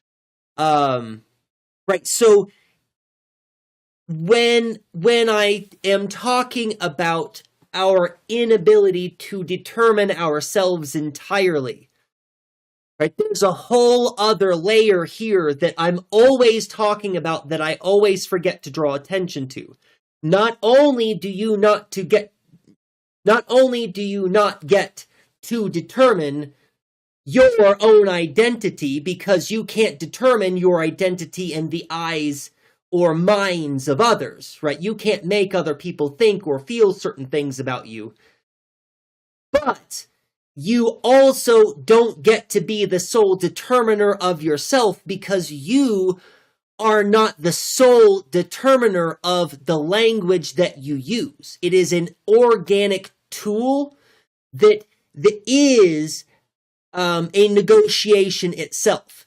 Your identity is a negotiation that you make with the world.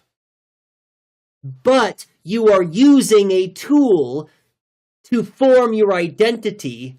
That tool is language, and that language also isn't yours entirely. You participate in it, and you have the ability to negotiate what certain words mean or how we think of certain words. We've reclaimed a lot of language on the left over the last few years. 20 years ago, you might get punched in the face on the street for just bringing communism up because the kinds of attitudes that prevailed. But now people are talking about communism and socialism as though it's a legitimate political philosophy on TV, right? On the news. That's a huge shift. And that shift in how we use and understand language is from people like us who won't give it up, right? From people who refuse to relent.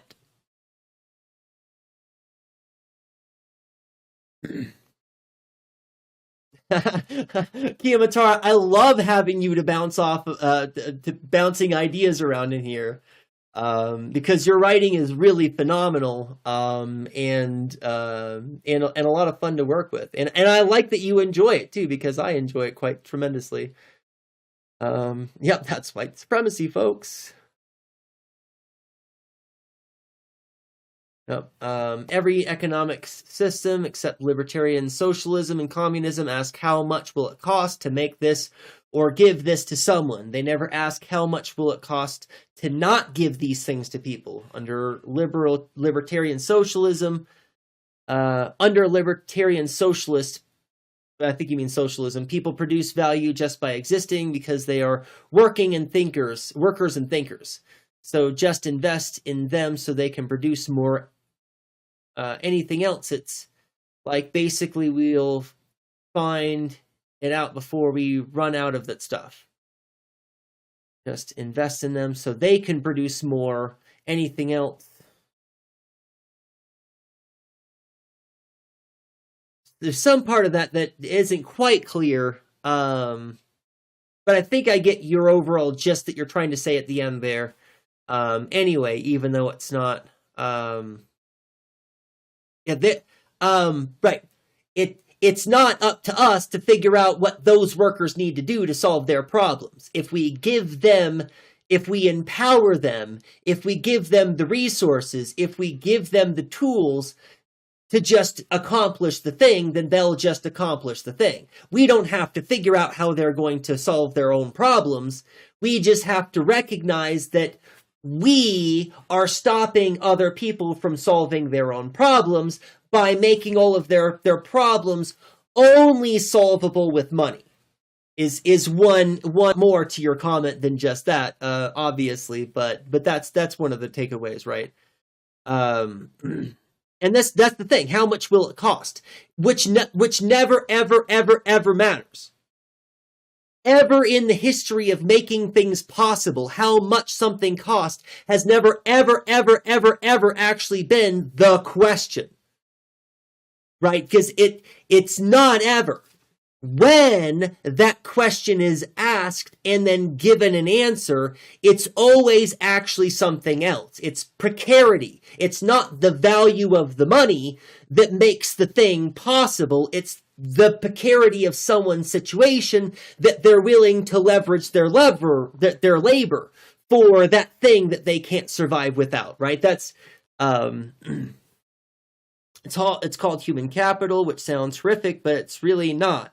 Workers produce value, but it doesn't have to be extracted to make someone else rich. Right. We will run out of resources. Oh, okay. But scientists will figure it out. If we remain under capitalism, we are already running out of things with oil. We will run out of resources. But scientists will figure it out if we remain under capitalism.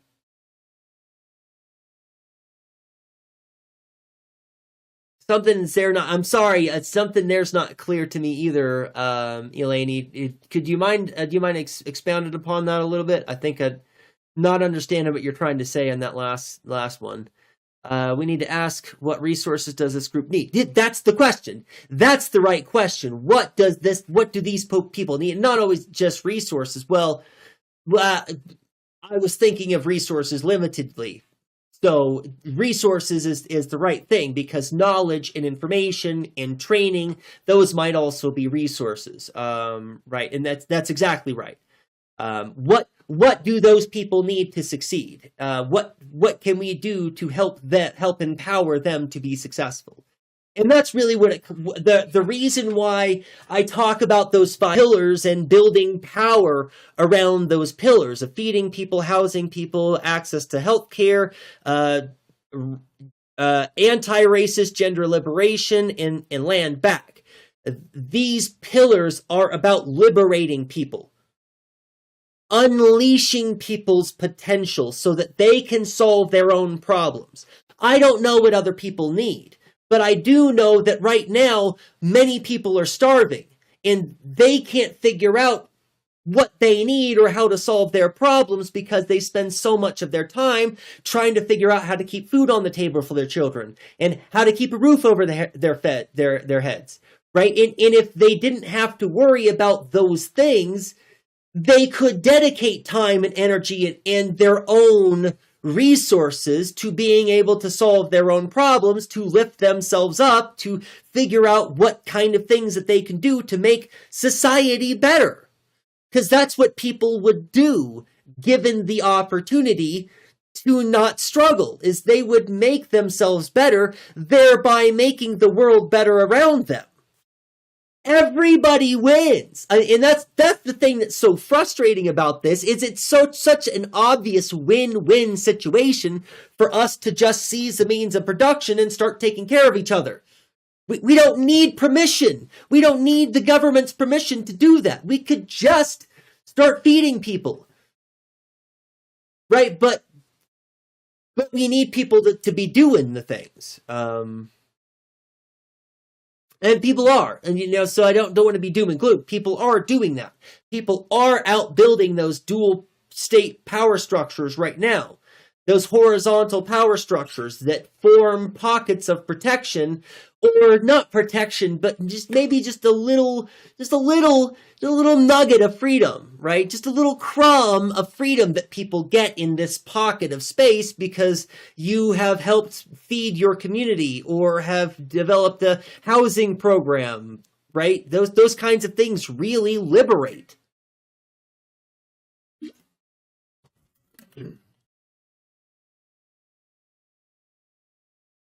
If we remain under capitalism, we will run out of things. You are already seeing it with oil. And I thought that's what you meant. Thank you for, I really appreciate you clarifying your statements. I thought that's what you meant, but I didn't want to put words in your mouth. And so thank you. With oil, if we reevaluate what's important, scientists will fix it. And they already have renewable energy. Yes, 100% agree with that. And that's exactly right. Again, if you give the scientists the resources that they need to solve the problem, and for many scientists, they would be happy to work on it if you just gave them housing and fed them. Maybe some healthcare would be nice, right? They would just do the thing. They would happily engage in the science because they want in a world that's not being wreaked havoc on by climate change, right? Because they would want that. And people would just do that. You don't have to pay anyone. You don't have to worry about the free rider problem. People just like to do things. In fact, people do things even when they're illegal, right? Feeding the homeless is literally fucking illegal in this country, and people won't stop doing it anyway. Right? That's your argument against the free rider problem. What do you mean? They literally made it illegal, and people are still helping each other. All right, back to this. Right. Here's where we were. We were we had a really big tangent off of necropolitics. And it really does boil down to this kind of decision. Well, and this, what I was leading to when I got really, really distracted is that indigenous people don't get to take part in this part of the conversation. When societies are coming together to decide who wins and loses, who gets the resources and don't, indigenous people, and Maori is a really great example, don't really get to take part in this conversation. These kinds of necropolitical decisions are made on their behalf, and clearly not in their interest. And that's the cycle that we see for indigenous communities all over the world. When they are not represented in their governments, which I think is most of the case, those people don't have the ability to advocate for their own interests. And so they become, what would be the word for it?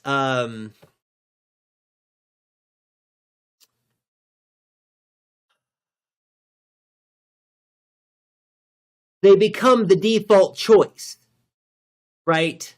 There's probably a fancier word that I can use for this in the necropolitical sense, where when the evaluation comes down, it's always going to be this group of minorities that is always going to be left handing the bag without any resources, without any aid, without any support.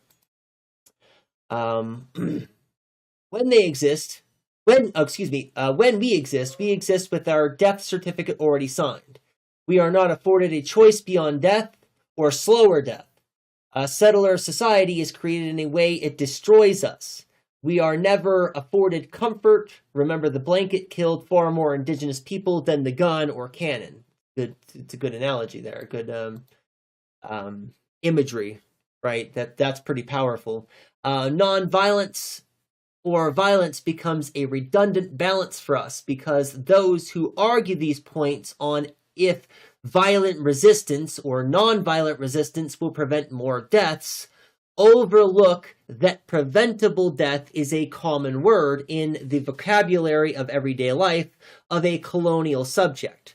From the shooting of unarmed black people to the high suicide rates and deaths of medical neglect of Maori to MMIW, MMIPs, none of these arguments for or against violent resistance actually prevent more deaths because it doesn't stop the death. It's not for us. It just determines whether our death is spectacular or bureaucratized. That's one of those phrases that I'll probably sit and just look and mull over this quite for a little bit at some time. I really love this use of spectacle. And I think that it fits especially well.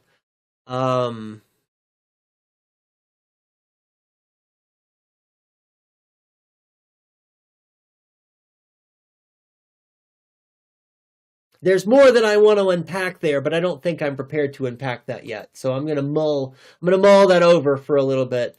And just read on. But for us as colonial subjects, the corpse is not a future possibility. It is a present tense reality. The cousin that took their life, the mother that went missing, and of course our own mortality. By contrast, the ultimate privilege the white critic holds...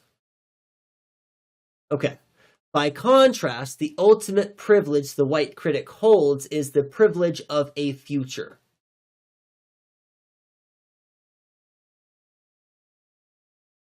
Good. There's a lot that I want to tie with that. There's a lot that I want to tie in with this. And Eleni, I'm not ignoring you. I'll read your stuff in chat in just a minute. Okay, but I want to read on, and then I'm going to come back to this. By contrast, the ultimate privilege the white critic holds is the privilege of a future. Their advocacy comes from a place that assures survival is what you said, and the possibility of a win.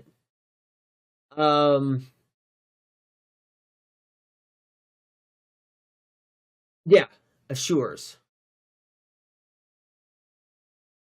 I'm just trying to think if assumes, because assume is a good fit there too, and I think that is a case for a lot of, but that's not quite, this is a better fit for the word, how you're using it here. I think assures is the right way, rather than assumes.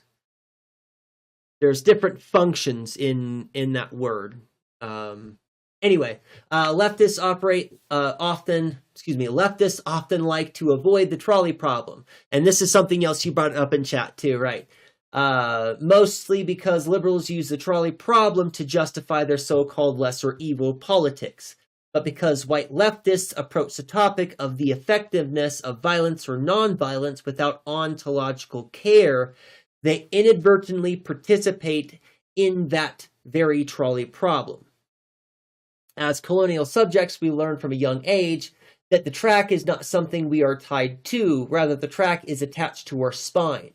As we grow, the train comes closer and closer.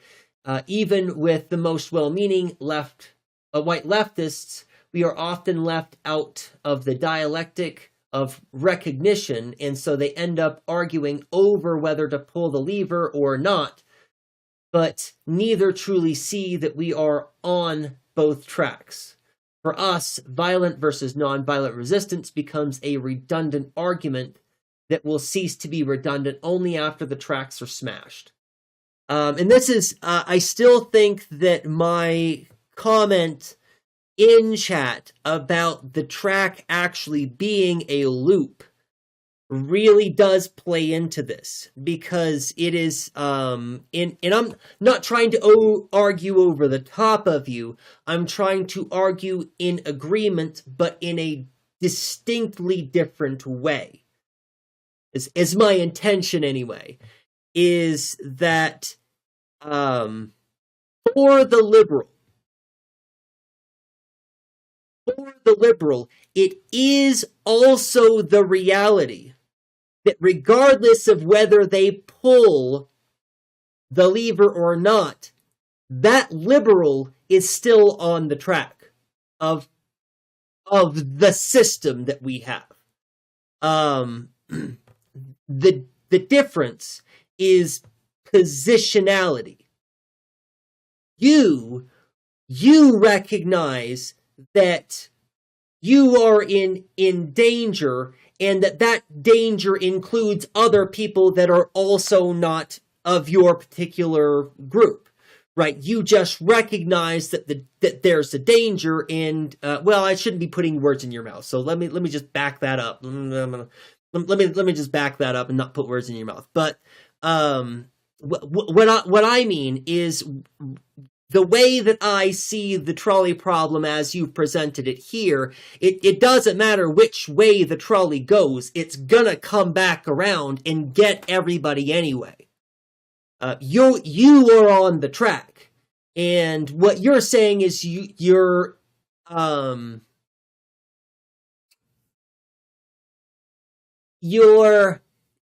have a greater intimacy.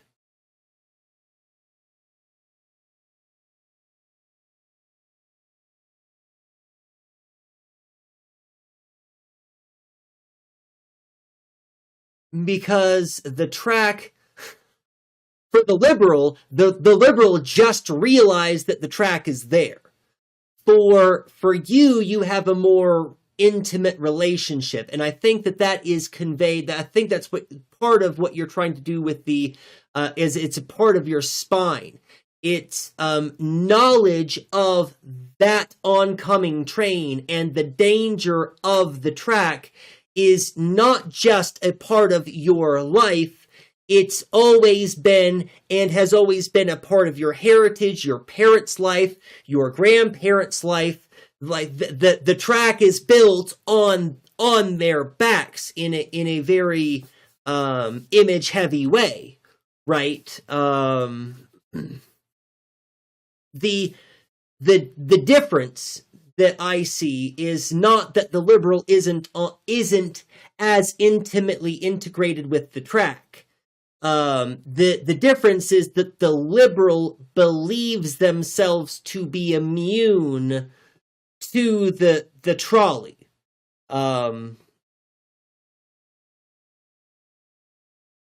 Maybe.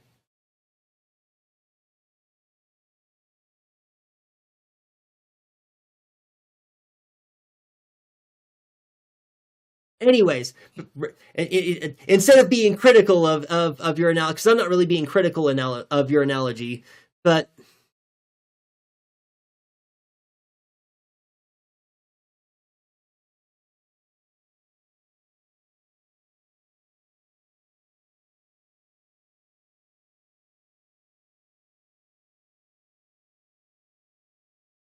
okay.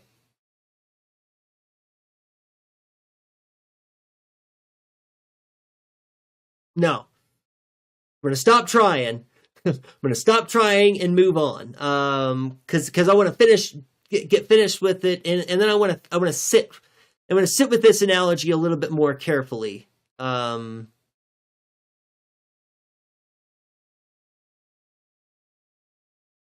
gonna sit with this analogy a little bit more before I try to play with it. That's I think the walk away is that I need to put this down and walk away and stop trying to play with something that I have just now become exposed to. Right, you kind of introduced the trolley setup before, and I haven't had time to really sit and carefully think about this, so I have something to say. And I have a lot of something to say, but I'm not really quite sure yeah, how to articulate what it is that I'm trying to say. So I'm going to get back to that, but I'm going to finally read all of the stuff that Eleni put in the chat. A lot of people want to be a hero. I worked at McDonald's and gave $40 worth of groceries to a homeless woman. Nice. Not everyone wants to be a hero, and maybe being a hero is kind of egotistical, but it feels good to help people. I think that it does. I think that there is there is a reward to just helping other people for helping sake. That's something that I agree with. In fact, I've told my friends an awful lot that, like, if you need something, please let me know so that I can come help you. I would be happy to. It would really make me happy to come and help you. Just tell me what I could do to because it's something that I really enjoy, is being able to just lend a hand. It's really satisfying. Right? Someone who had a better job than me saw that I was helping homeless people, and they also helped. Oh, that's kind of cool. It can become infectious. People say the revolution won't be televised, and I think people think that means the media will try to censor it, but I don't think that's what it means. I think that's only part of it. I think it will be spontaneous, and people won't even see it coming until it's over. People will just begin doing the work, rather than waiting for there to be some kind of signal out, or some kind of people will just begin doing the work of the revolution, and then we won't even realize that that it's underway until we're swept up with it.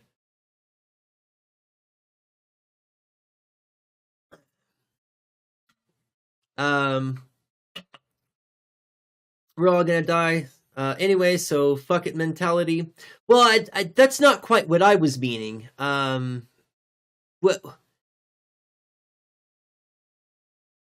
What I mean is that there is no way that we construct society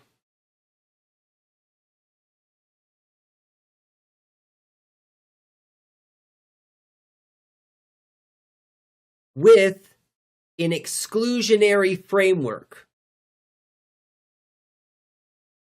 which won't put everyone on the track eventually. I think that because what we're talking about is exclusionary ethics. What we're talking about is deciding who gets to have the rights and who doesn't. It's the ethics of deciding who is a moral agent that is worthy of moral consideration and who isn't. It's the ethics of deciding who is an ethics subject. And so the overarching point that I'm trying to get at, that I keep missing, is that any system in which there is a trolley, everyone is eventually on the track. Right now, it's specific marginalized groups most of the time, in a higher concentration, or in a greater frequency, or however we want to phrase it. But in a system in which we are asking trolley problem questions about how we allot goods and services in society, that's exclusionary ethics. And in a system of exclusionary ethics, it's always just a matter of who's next. It's the same cycle as fascism, right? Fascism needs to have that enemy, needs to have that bad guy, needs to have some other to otherize. And if it's not that group, it's going to be that group. And if we eliminate all the people in that group, it's got to be somebody else, right? And that's the cycle of fascism. And I believe that's also what you would get necessarily. What you get necessarily when you're community building is built on this idea of lever pooling or of necropolitics, especially necropolitics divorced from where the decision makers are divorced from the consequences of the decision, because that's the real rub that we see here. It's that's another dynamic that we simply haven't talked about.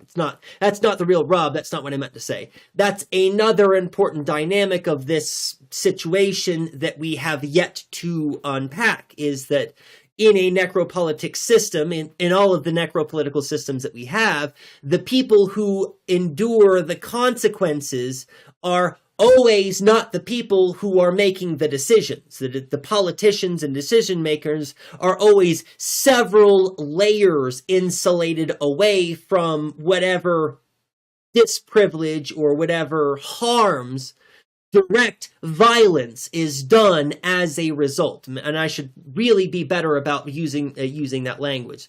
The direct violence that the state does when the leaders of a political apparatus make necropolitical decisions.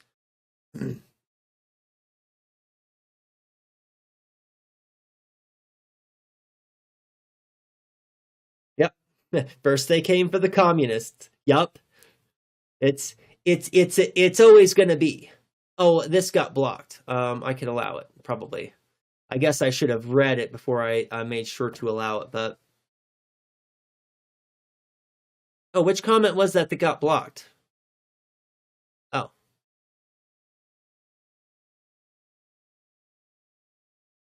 I don't know. I allowed it either. Anyways.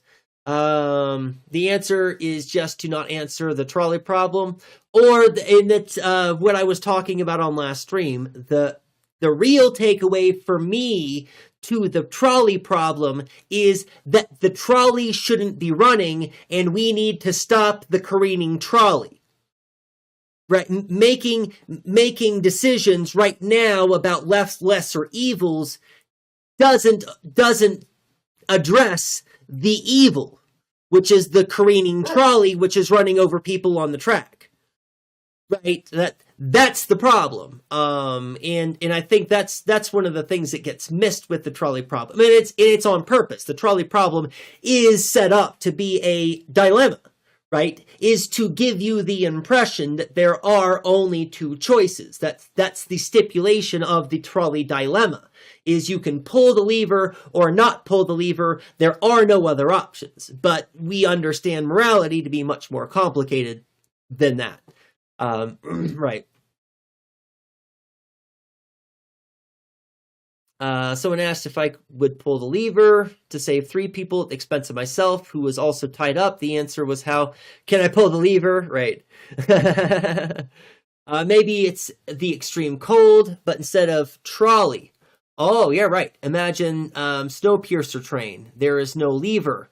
We are all inside it, and we all work to keep it going, 'cause survival. But the train is old and falling apart. That is really a great bring up. That's a movie I forgot about, Dark Gray Otter, and I haven't actually seen the whole thing. I might need to actually watch that movie, because it looked like it was a really good one. Well, maybe I've watched it and I forgot. That happens to me. Sometimes I'll watch a movie or I'll be watching a movie and I'll get halfway through and realize I've already seen this and I just forgot.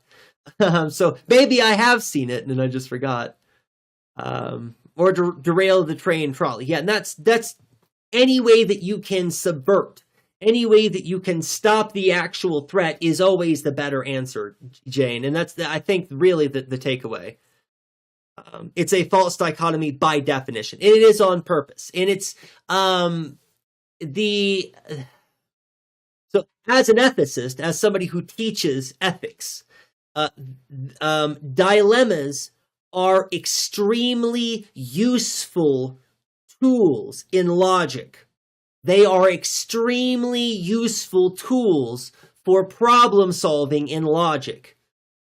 Dilemmas should not be how you make decisions, right? And that's the real crux. The dilemma is a thought experiment that in many cases is intended to challenge you and to get you to think really hard about something that you don't want to think hard about, right? What people don't want to do when it comes to the trolley problem, and this is what people don't want to do, is they don't want to have to put an evaluation on human life.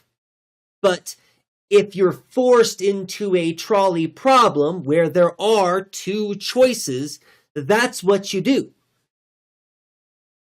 And there is value to being a reflective moral agent and reflecting on those kinds of hypothetical thought experiments to think about what kind of limitations they have, how they make us feel, how do I feel with regard to its ability to actually solve problems in the real world. Those are all really beneficial things that we get out of dilemmas. Dilemmas are not that tool that you should use to make any decision. Ever. Because their dilemmas don't exist in the real world. They just don't. There's also the whole class analogy. There is a film and TV series. Oh yeah, that's what I see in it. With Snowpiercer, that's I think absolutely. Forget derailing the trolley. The answer is not to live in a society where people are tied to the rail. Right. Now you're thinking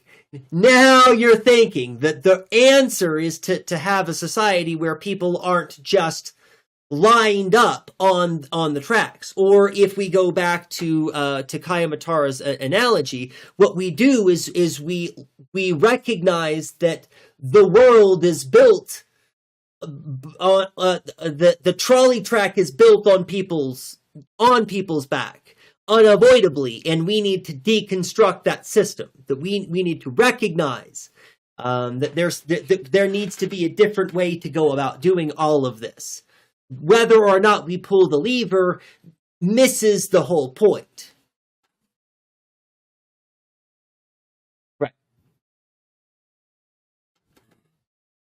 So instead of me saying anything about this analogy, I'm just going to use Kiyamatara's analogy and then continue reading the essay. As colonial subjects, we learn from a young age that the track is not something we are tied to. Rather, the track is attached to our spine. As we grow, the train comes closer and closer. Even with the most well-meaning white leftists, we are often left out of the dialectic of recognition, and so they end up arguing over whether to pull the lever or not, but neither truly see that we are on both tracks. For us, violent versus non-violent resistance becomes a redundant argument that will cease to be redundant only after the tracks are smashed, right? Which is the general gist that we're all trying to get toward anyway, right? We all agree with Kaya Matara. That's the end result is that we all agree tracks ought to be smashed. Anything before leaves materialists arguing over a moral puzzle rather than this is the thing that I was trying to stress at the beginning of stream when I was talking about when people are critical of people who are protest and the way that they are doing it, those words that are coming out of your mouth, those words are adding to the problem rather than doing anything to solve any problem. Right? It's you're arguing over an arbitrary moral puzzle rather than focusing on the material reality. And what I was talking about earlier is that ICE is killing people in the streets, right? That's the problem. And if what you are bringing up is that there's a right and wrong way to protest that, you're a fucking dick. Right? Because this is the problem. ICE is killing people in the streets. And that's Kaya Matara's point too. The point is that there are direct harms being done to people right now. Right now, the trolley is running over people. sitting around in online spaces and debating while those people are being run over is a little bit disgusting, right? It's a little bit callous and uncaring and misses the point. This is why the violence versus nonviolence advice does not address the necropolitics we already face, no matter how well-intentioned, feels like the final boss of colonialism. It says, even in your dying, you are not the author. We will script your final scene for maximum political utility to us. Strategy for us does not matter here in the ultimate sense. We could choose violence or nonviolence. It has no effect on our necropolitical existence. What matters is that we can claim sovereignty over one thing, our death, and how we decide to face it, right? It's to say, it's to stand in the face of the state's infinite other ways to kill you. You look at it in the eye and say, you do not own my death, I will choose its meaning. However you kill me, you will kill a sovereign being, and that will be your problem to live with long after I am gone. Absolutely. Oh, I'm not smart. Don't go lobbying that accusation. I'm not smart. I'm just reading the brilliant words of Kayamatara. They were the smart ones. I'm just reading smart words.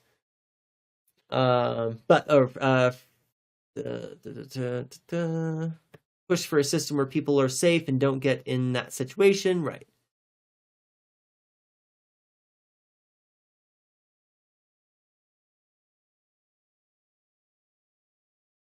Yeah, give solutions, don't debate over the theory. Absolutely. This is a fantastic article, which is not surprising. Kai Matara's work is always really good.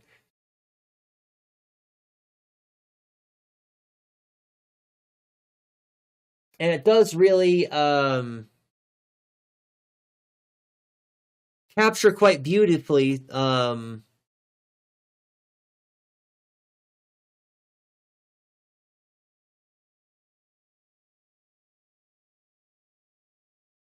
the important takeaways.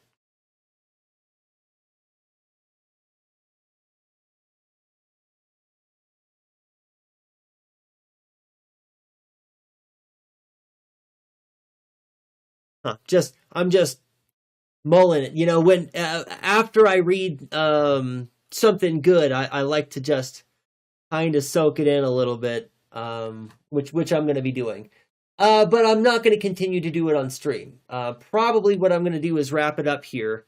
We got at 3 hours, over 3 hours. It's kind of about where I thought. I knew I was going to stream a little bit longer today, but I still have a whole lot of stuff to do. So let me talk about that. Let me begin to wrap up stream by finally getting around to complaining about last week.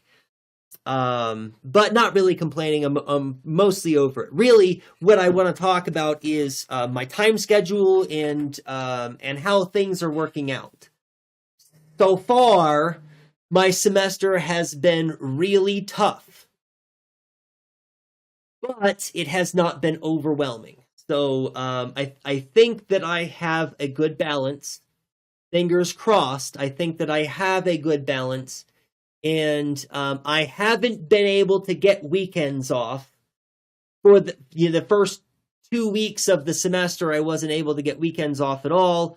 But I was able to get Sunday off last weekend. And I'm on track right now to be able to get my weekend off this weekend. And if I can get a regular schedule where I can get some free time, then that means I'm going to be dedicating more of my time and energy to preparing content for the stream for you all, and actually addressing some of the stuff that you have put in the Discord. It just occurred to me that I pulled up that anarch video, but I'm wrapping up the stream, so we'll shelve that excuse me, we'll shelve that Anarch video and take a look at it next stream on Friday.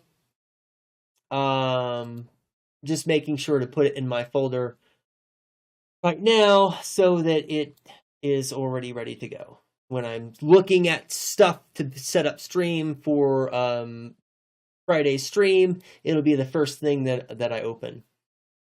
Good. And thank you. Thank you all for sharing stuff in the Discord. That's fucking awesome. I just really appreciate you all thinking about this stuff and thinking about the content and just thank you. Thank you, Jane. Thank you, Matt, for posting a lot of stuff. Thank you for everyone that has posted stuff in the Discord. It's really helpful. Oh, before I go, W. One thing that I want to start doing is if you all could send me your W's. So we could go over some W's on Wednesday. I think that would be kind of a cute, fun thing to have some lighthearted, good news every now and then. This is one thing that popped up on my radar. Israeli agriculture exports face looming collapse as world rejects products over Gaza genocide. BDS works. Oh, I've got a thing. Right. This strategy does work. And it doesn't require anybody to talk about nonviolence or violence or, any kind of, you could just, right? We are having some kind of impact. I mean, my shopping habits didn't have to change very much, right? I didn't have to go very far out of my way to find out what kinds of products, what kinds of companies, and once you figure out the no-nos, then you just avoid those. And it's really easy to maintain, and it is having an effect. So, if you don't understand just how big of a W this is money. We're talking about money that's being funneled into a murder machine, right? Significantly less money is being funneled into that murder machine now, so much so that whole sectors of the economics which uphold that murder machine are collapsing. That's a fucking W, yeah. Absolutely. Hey, Tucker Carlson called Palestine genocide a genocide. That's also kind of a W. Even that guy thinks it's a genocide. What does that guy tell you guys? Yeah. Absolutely. Good. Thank you all for sharing a little bit of W with me. If you want to share this W around, again, I need to stop doing that on stream so everybody can see what my search history is, but that doesn't matter. There's a W if you want to spread it around with your other communities and your other friends, your other comrades. But on that note, I am gonna wrap it up and find a raid target. What a great stream. What just a fantastic stream. And I knew that it wouldn't be a problem for me to not have a plan and to just show up, and all of you lovely, beautiful, brilliant people were going to have thoughtful, creative, insightful things to talk about so that I could just continue to ramble in front of you. So thank you all so much for being here and for giving me fantastic content to ramble about. I just could not say I appreciate it enough. I think that somebody was talking about Vitingale as a... Oh, good. Thank you. I'm glad your Discord joined the Discord. yeah, let's slide into Vitingale. I think that we streamed into them pretty recently, but that doesn't matter. They're an awesome comrade. They're wonderful. And their streams are just jam-packed full of musical content. For those of you who are not familiar, you're in for a treat. Good. Raid has been started. And we are underway. It was a really good stream. And it's this is something that I've said over and over again, and I completely believe this 100% with all of my heart. The reason why these streams are good is because of you all. I don't do anything. I'm not that smart. I don't know a whole lot. I'm learning from all of you. And so as long as you guys keep showing up and having brilliant stuff to say, these are going to be great streams. I don't do anything, but show up and have a good time too. So thank you all for being here, and for your contributions. And we'll see you all next time. Until the next time I see you, be excellent to each other.